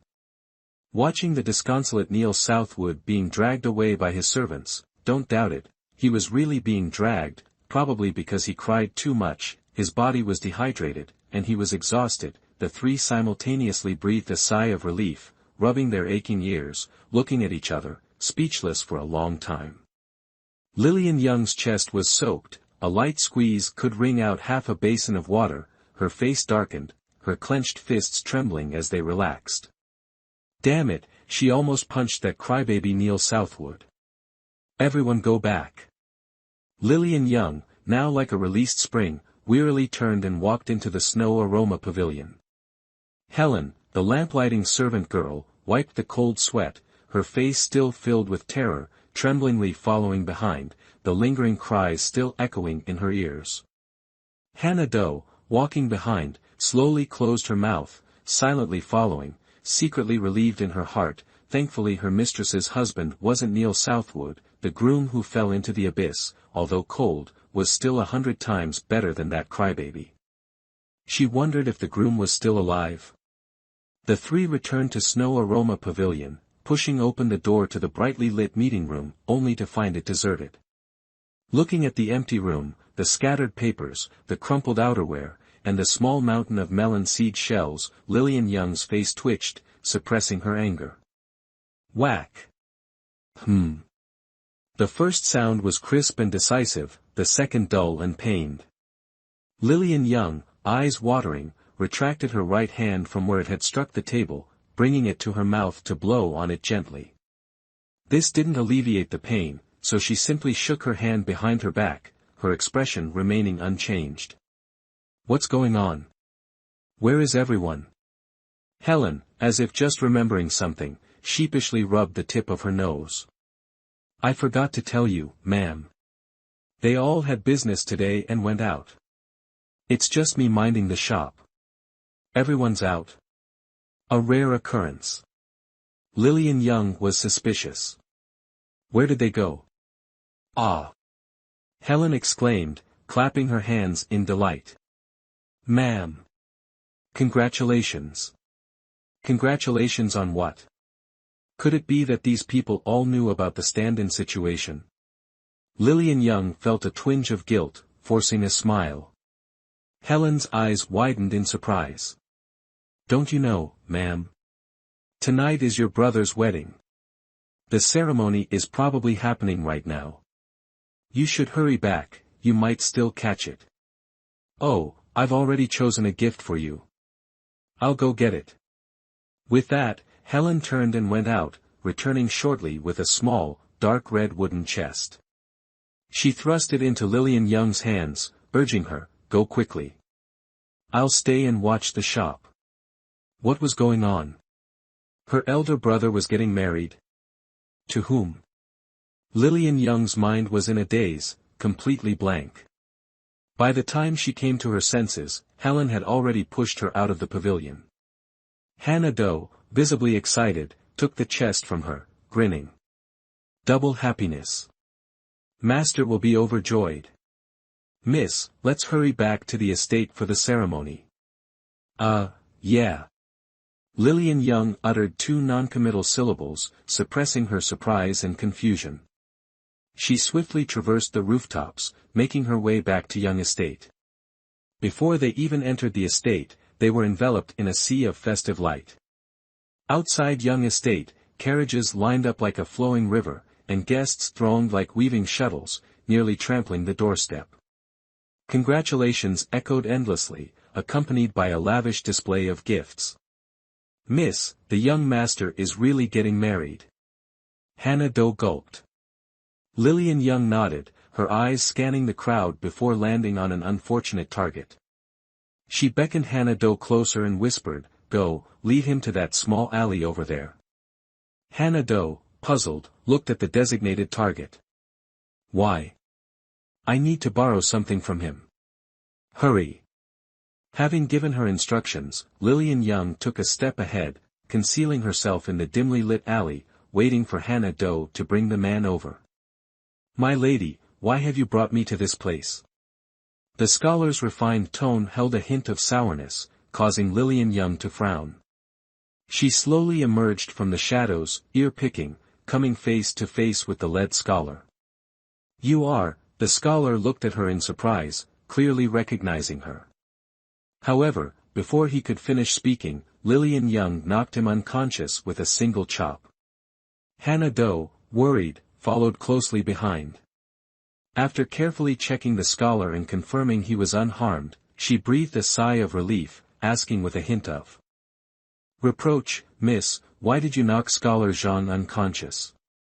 Miss, you're under the influence of the love poison again.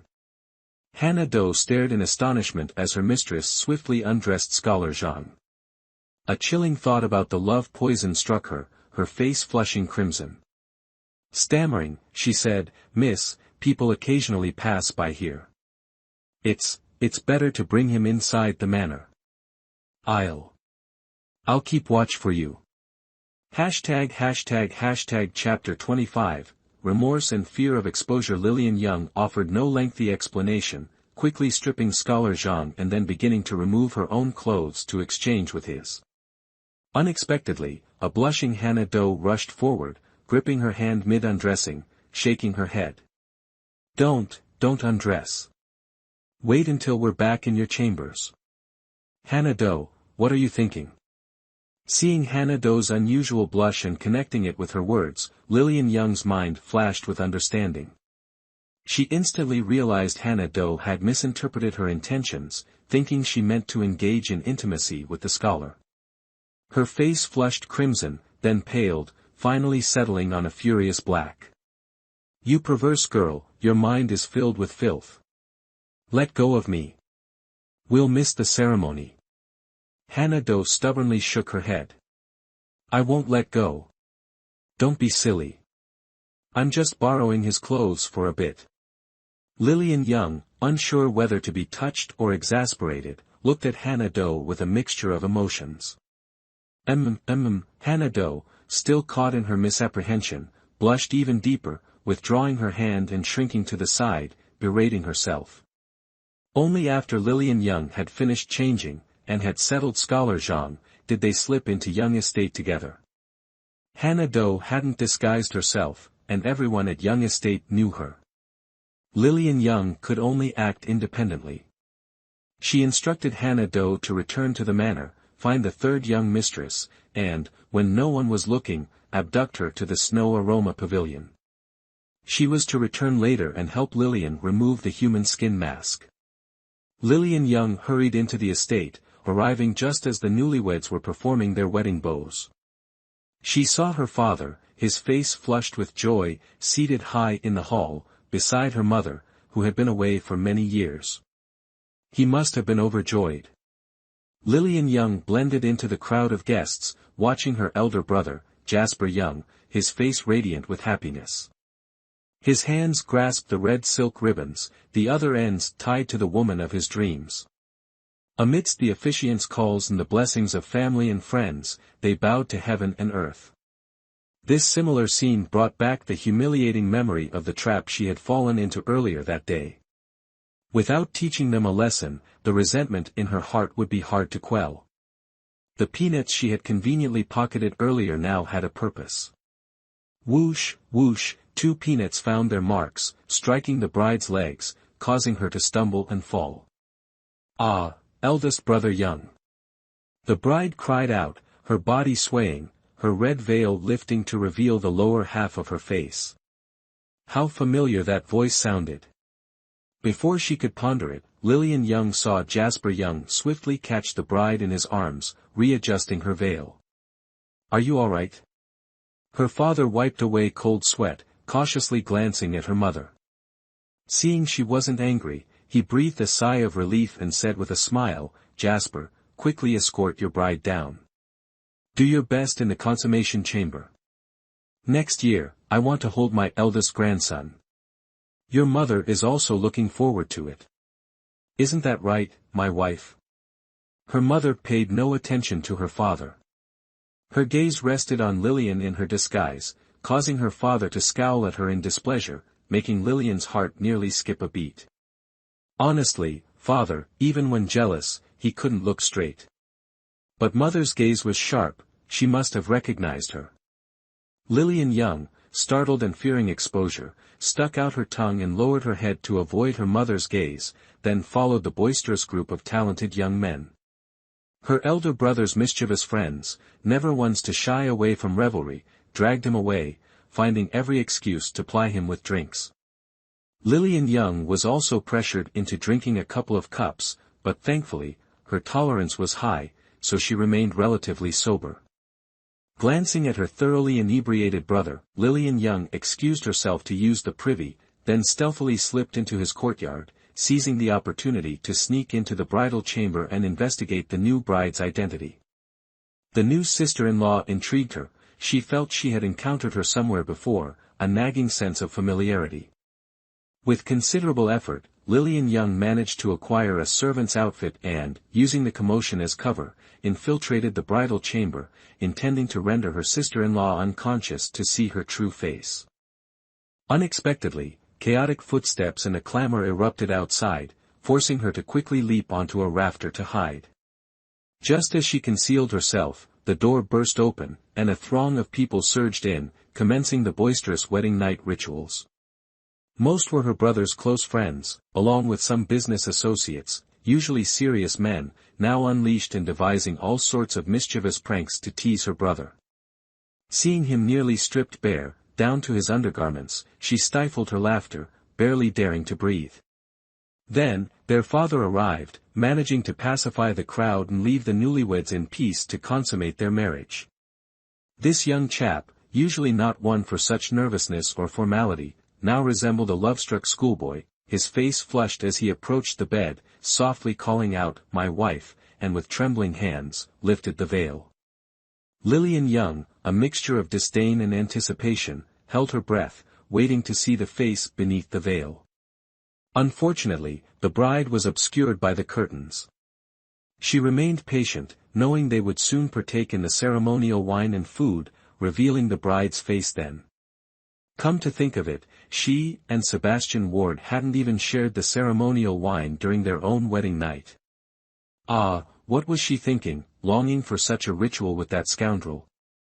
No, focus. Slapping herself, Lillian Young finally regained some composure, the heat in her face subsiding. Downstairs, her brother escorted his bride to the table, but due to the angle, the bride was hidden by his tall, slender frame.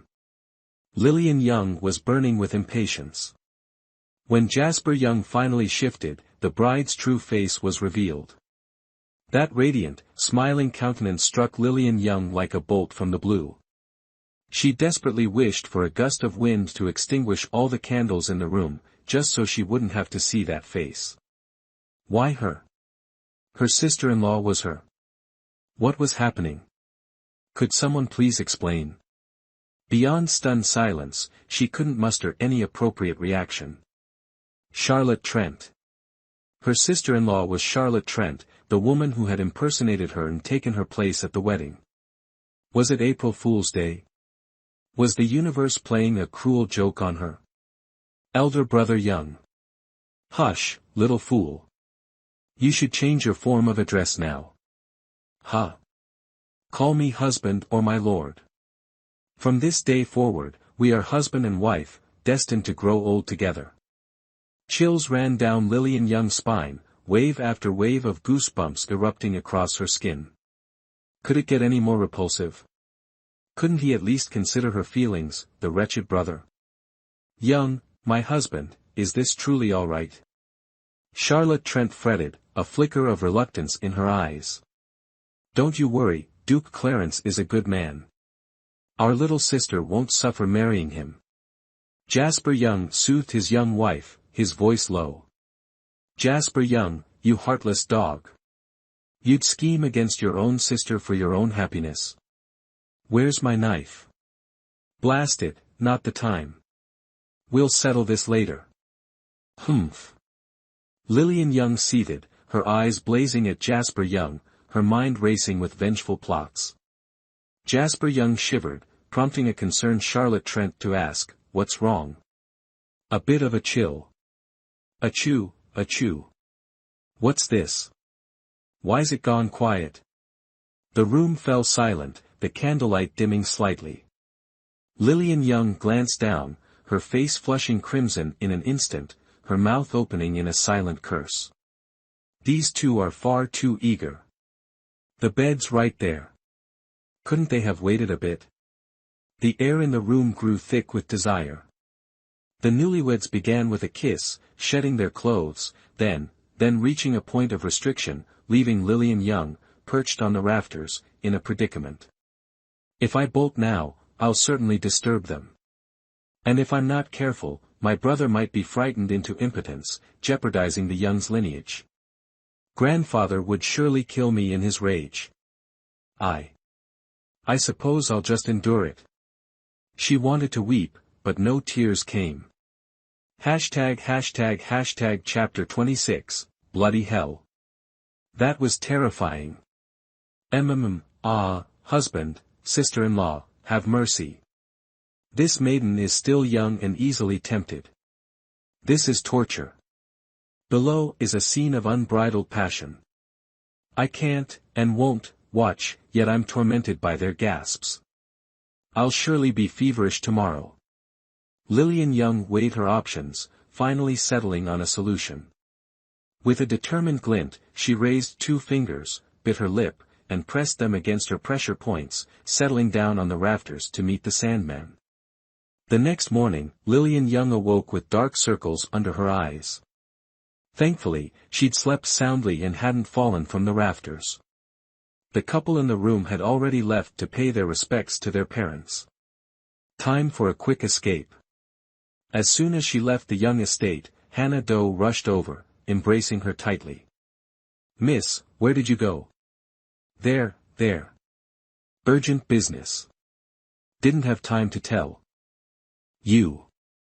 Lillian Young patted Hannah Doe's head reassuringly, stifling a yawn. Come on, let's get breakfast. We'll talk later. Yes, miss. Hannah Doe nodded obediently. The usual beef buns from Sina's? Yes, their buns are quite good, and the porridge is delicious. Lillian Young nodded, heading off in a familiar direction. The morning air in Brighton City was still quiet. Steam rose from the breakfast stalls, creating a scene that resembled a mystical wonderland from afar. The two made their way to Sina's bun shop, choosing their usual spot by the window, ordering 2 bowls of porridge, 6 buns, and a side of pickled vegetables. Miss, someone across from us is staring. Hannah Doe shielded half her face with her large bowl, winking at her mistress across the table. Lillian Young paused, turning to look behind her. A single glance revealed the person Hannah Doe had mentioned. Not far from them, separated by a family enjoying their meal, sat a figure in a wide-brimmed hat that concealed their face. Judging by their build, it was a man, quite imposing, flanked by 2 retainers with swords at their hips, clearly trained in martial arts.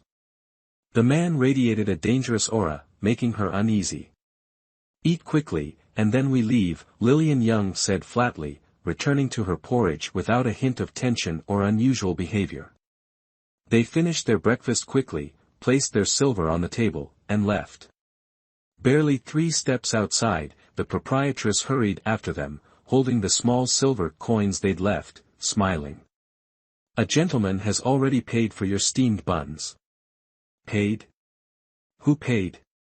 Before Lillian Young could ask, the man from earlier emerged from the eatery with his retinue. He approached her and said in a low voice, "Follow me." Bloody hell, how terrifying.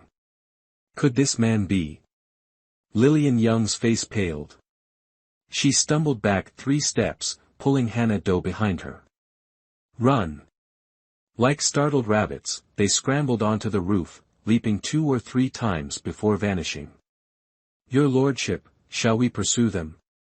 Hannah Doe, still dazed, heard voices and turned in surprise. A gust of wind snatched away the man's face covering, revealing a face marked with a crimson footprint. She stared, speechless with shock. Lillian Young dragged Hannah Doe back to the Snow Aroma Pavilion, collapsing at a table. Water, she gasped. I need water to calm my nerves. A cup of tea arrived promptly. Lillian Young drained it in 1 gulp, earning a reproach. The way you gulp tea like water is a criminal waste of good leaves. A graceful woman settled beside her, elegantly fanning herself. The cool breeze offered a welcome respite from the heat. Lillian Young looked at her gratefully, holding out her empty cup. Another, please. This time I'll savor it. Tell me, what happened? You look like you ran for your life. Did you encounter an enemy? The woman asked, taking the empty cup to refill it. Lillian Young's face was etched with distress. If only it were an enemy, she murmured. It's someone, complicated. Oh. And who might that be? Laughter drifted in from the doorway as a group of beautiful women entered, each finding a seat. Their gazes, however, remained fixed on Lillian. These gossipmongers wouldn't rest until they'd unearthed a juicy secret. Lillian Young considered how to recount her heroic tale of impersonation. "Miss, I've brought 3rd Mississippi." Hannah Doe entered with Sylvie Young, who carried a bowl of noodles. Hannah pulled up a chair for Sylvie beside Lillian. Slurp. The sound of noisy eating filled the air. Sylvie Young slurped her noodles, admiring her disguised face, occasionally poking and prodding it, treating Lillian Young's face like a plaything. The last of the hot noodles disappeared with a gulp. Sylvie Young stared at the empty bowl for a moment, then resolutely held it out. More. More noodles, more egg, more meat, more broth. You'll eat yourself to death one of these days. Or at least into a blimp. Lillian Young's face twitched. "Take that face off," she said sternly. "Immediately. Now." "Why?" "It's good. It suits me." Sylvie Young shook her head, tugging at the disguised face. "The feel, the thinness, it's just like my real skin. No one will ever know." "Is that so?" Lillian Young gave a strained laugh, feigning surprise. "I saw Jade Frost a few days ago, and he asked me to give you a message. Well, not just a message, he also said if I had any news of you to let him know, and even asked me to tie you up and wait for him to come and marry you." "Second sister, you wouldn't agree to that, would you?" Sylvie Young nodded firmly, her eyes narrowing in a smile. "What good could he possibly offer you?" "But, he could help me expand my business. Jade Frost is quite the catch, the sales certainly wouldn't be bad." Second sister, I'll help you restore your face right away." Sylvie Young anxiously pulled a blue porcelain jar from her bag, offering it with both hands, carefully explaining how to use it. "Pour hot water into a basin for a face soak, then apply this, and your facial skin will peel off like a mask. Of course, that face can still be used afterwards." "Alright, leave it here, you can go now." Lillian Young took the porcelain jar and waved her hand dismissively. "Can I wait until I've finished my noodles before leaving?" Sylvie Young asked timidly, her eyes filled with a pitiful expression. Lillian Young sighed and nodded, tapping her on the head in warning. "Don't tell anyone about my return to Snow Aroma Pavilion, otherwise." I know." Sylvie Young nodded repeatedly like a pecking chicken, brazenly suggesting, "Second sister, I want to stay here for a few months." "Thank you, second sister, you're the best." Her silence was taken as tacit agreement, and Sylvie Young went downstairs to wait for her noodles, relieved. Just as she left the room, she was called back. "Come back, I have something for you to do, consider it a condition for your stay at Snow Aroma Pavilion." "What is it?" Sylvie Young had a bad feeling, looking warily at her second sister.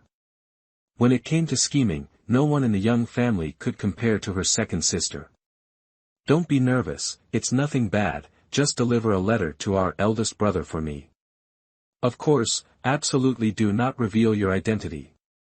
Lillian Young quickly wrote the letter, placed it in a white envelope, and handed it to Sylvie Young, patting her shoulder. "This glorious and arduous task is entrusted to you, third young mistress. Don't disappoint the expectations of your second sister and the Snow Aroma Pavilion chef. Off you go. Second sister." Sylvie Young looked as if she was about to cry. Can someone else go? There are many sisters in Snow Aroma Pavilion, they won't miss me." Chapter 27, Failed Negotiation. No. The negotiation ultimately failed. Lillian Young smiled as she saw the dejected Sylvie Young off. This was the consequence of trying to scheme against her, no one could escape. Her revenge was terrifying.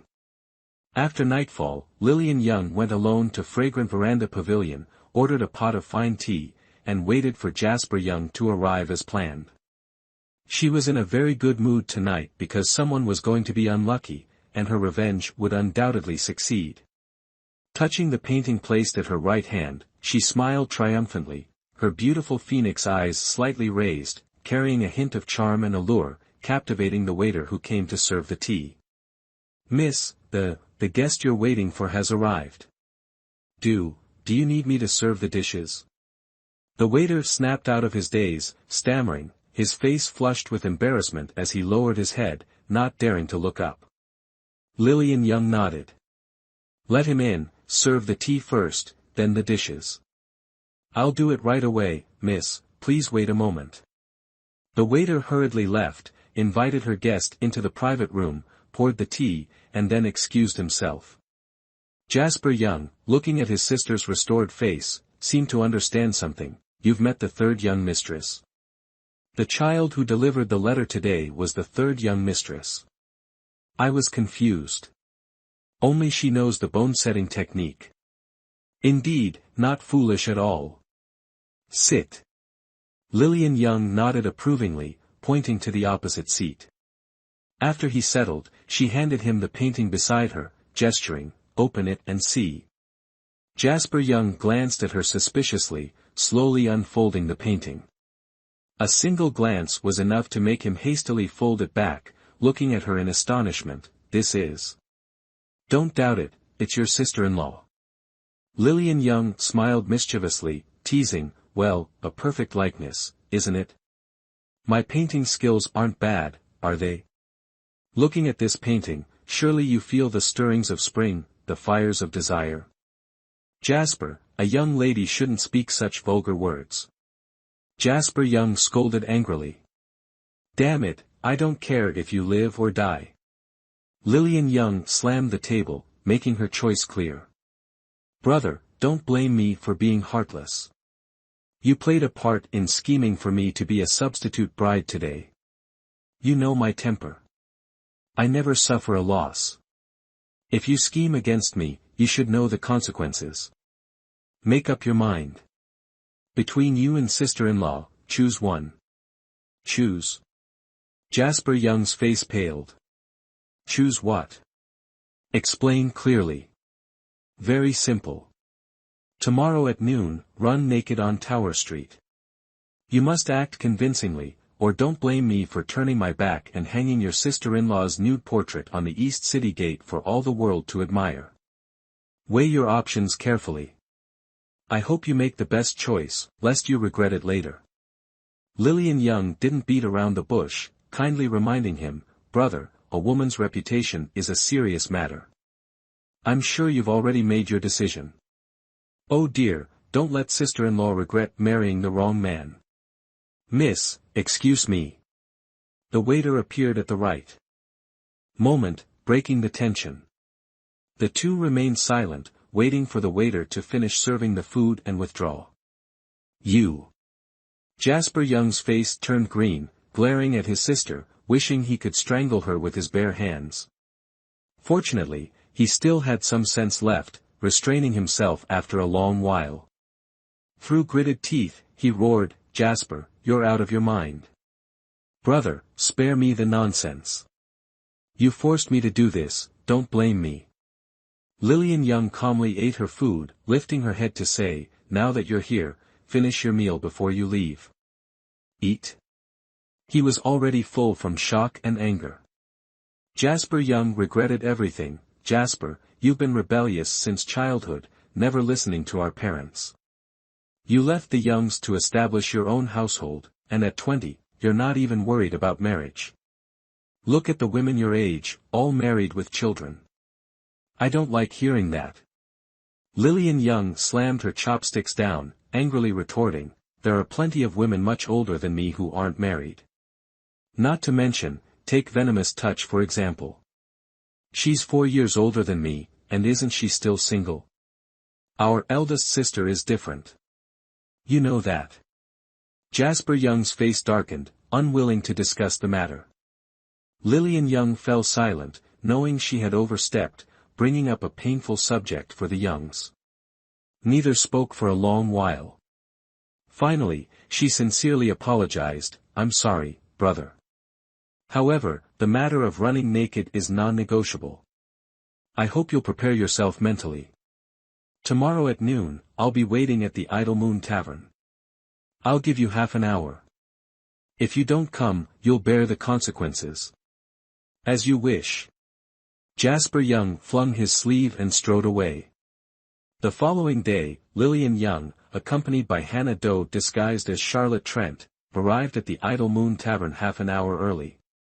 They ordered a flask of azure blossom wine and a few pastries, then settled by a window. Lillian leaned against the frame, half her body extended outwards, gazing down at the street below. Hannah Doe sat beside her, eating.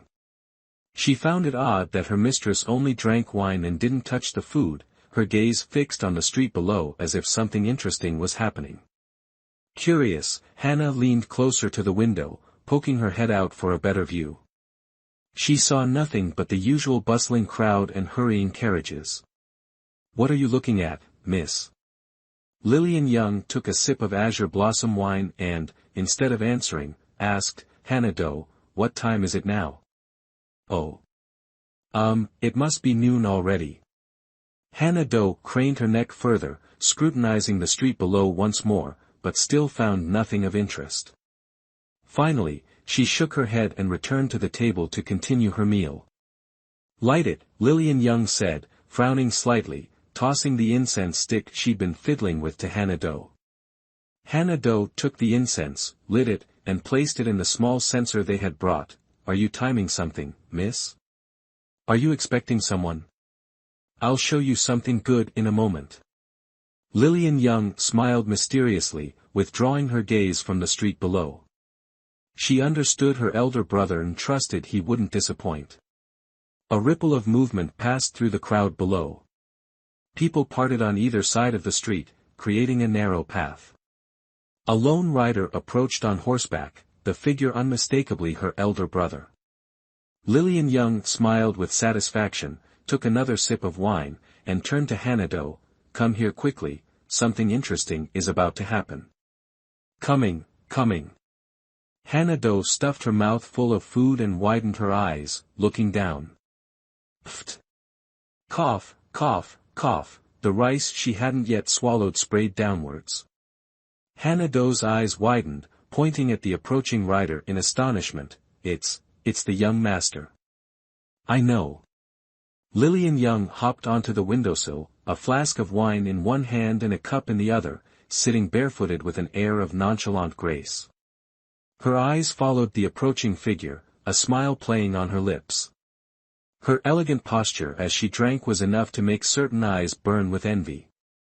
Sebastian Ward, positioned directly opposite in another window, had a clear view of her.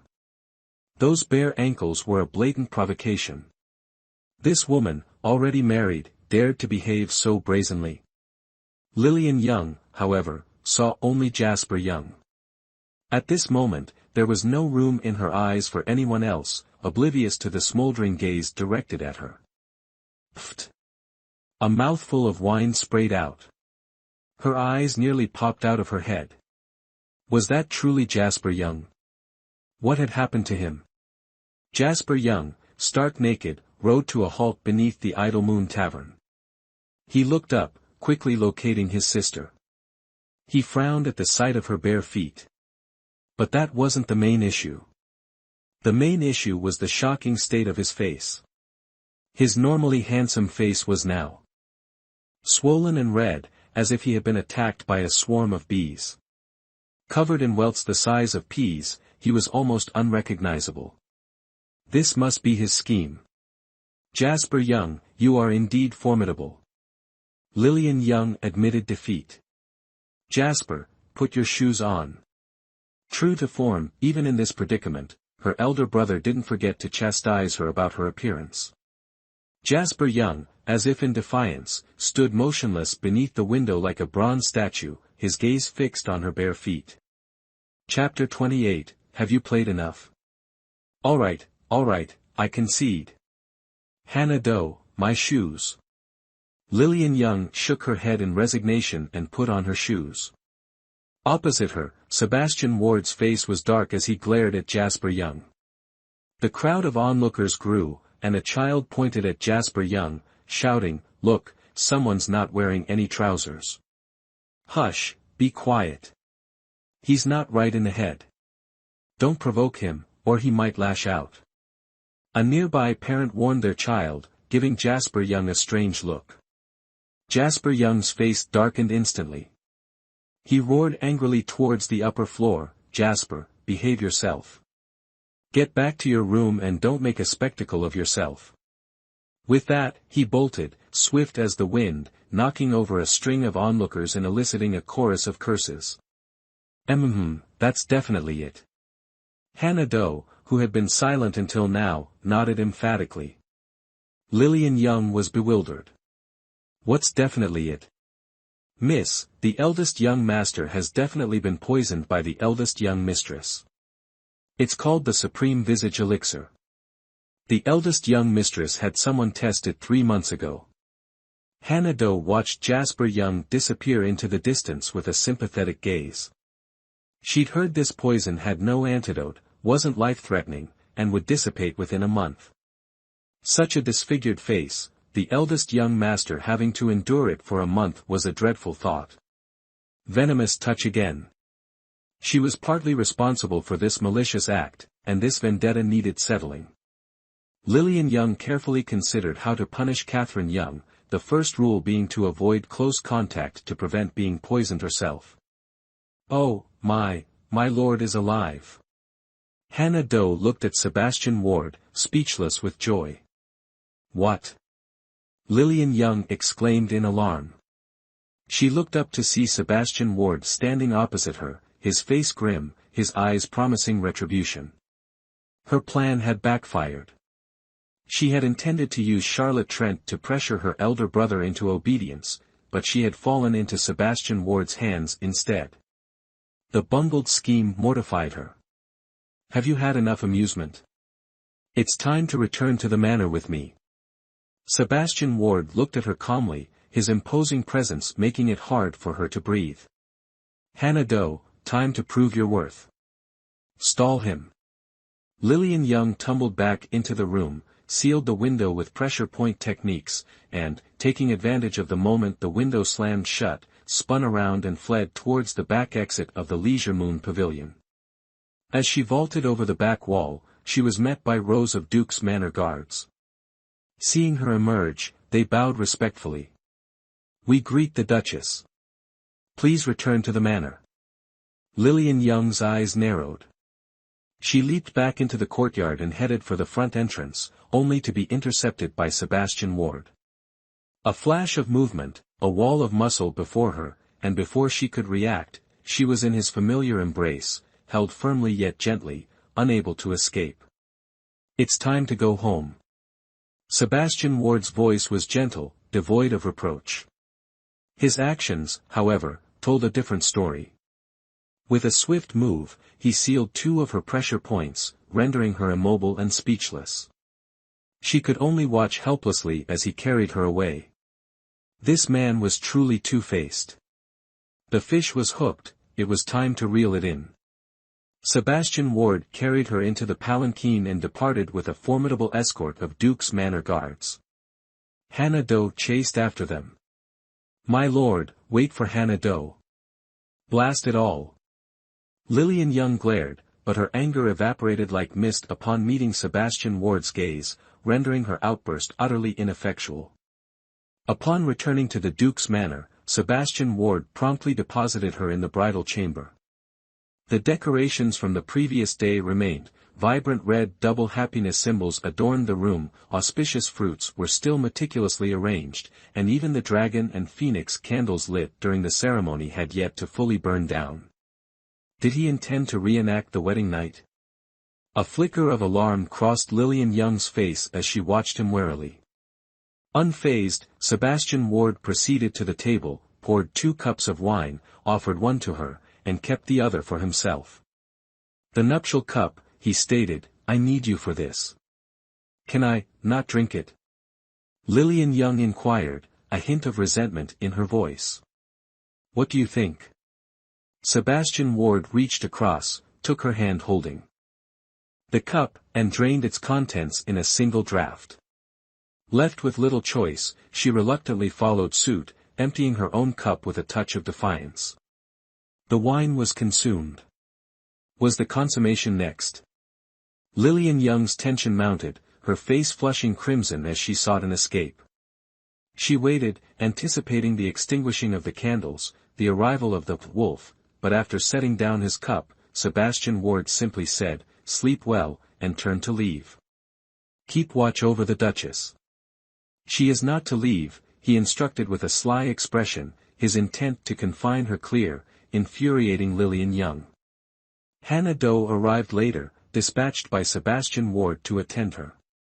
He also assigned 2 maids from the Duke's manor, both wearing distinctive belts that, without a doubt, concealed flexible swords. Ostensibly there to serve, they were clearly also meant to monitor and restrict her movements. What a charade!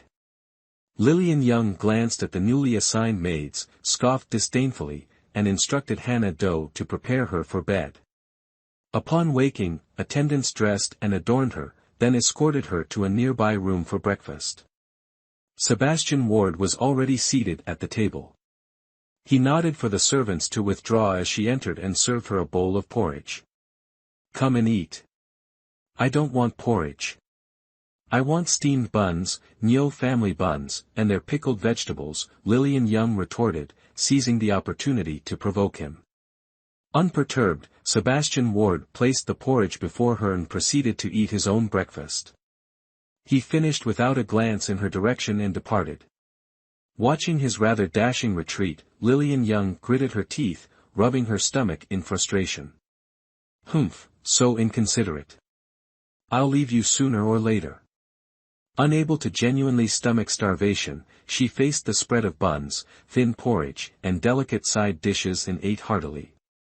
After 2 bowls of porridge, she realized the Duke's chef was quite skilled, each dish possessed a unique flavor she had never encountered. Just as she finished, setting down her utensils and wiping her mouth, Sebastian Ward returned, carrying a basket which he placed before her. "Here are the breakfast items you requested." He then arranged the contents on the table: 3 large steamed buns, a plate of pickled vegetables, and a bowl of vegetable porridge.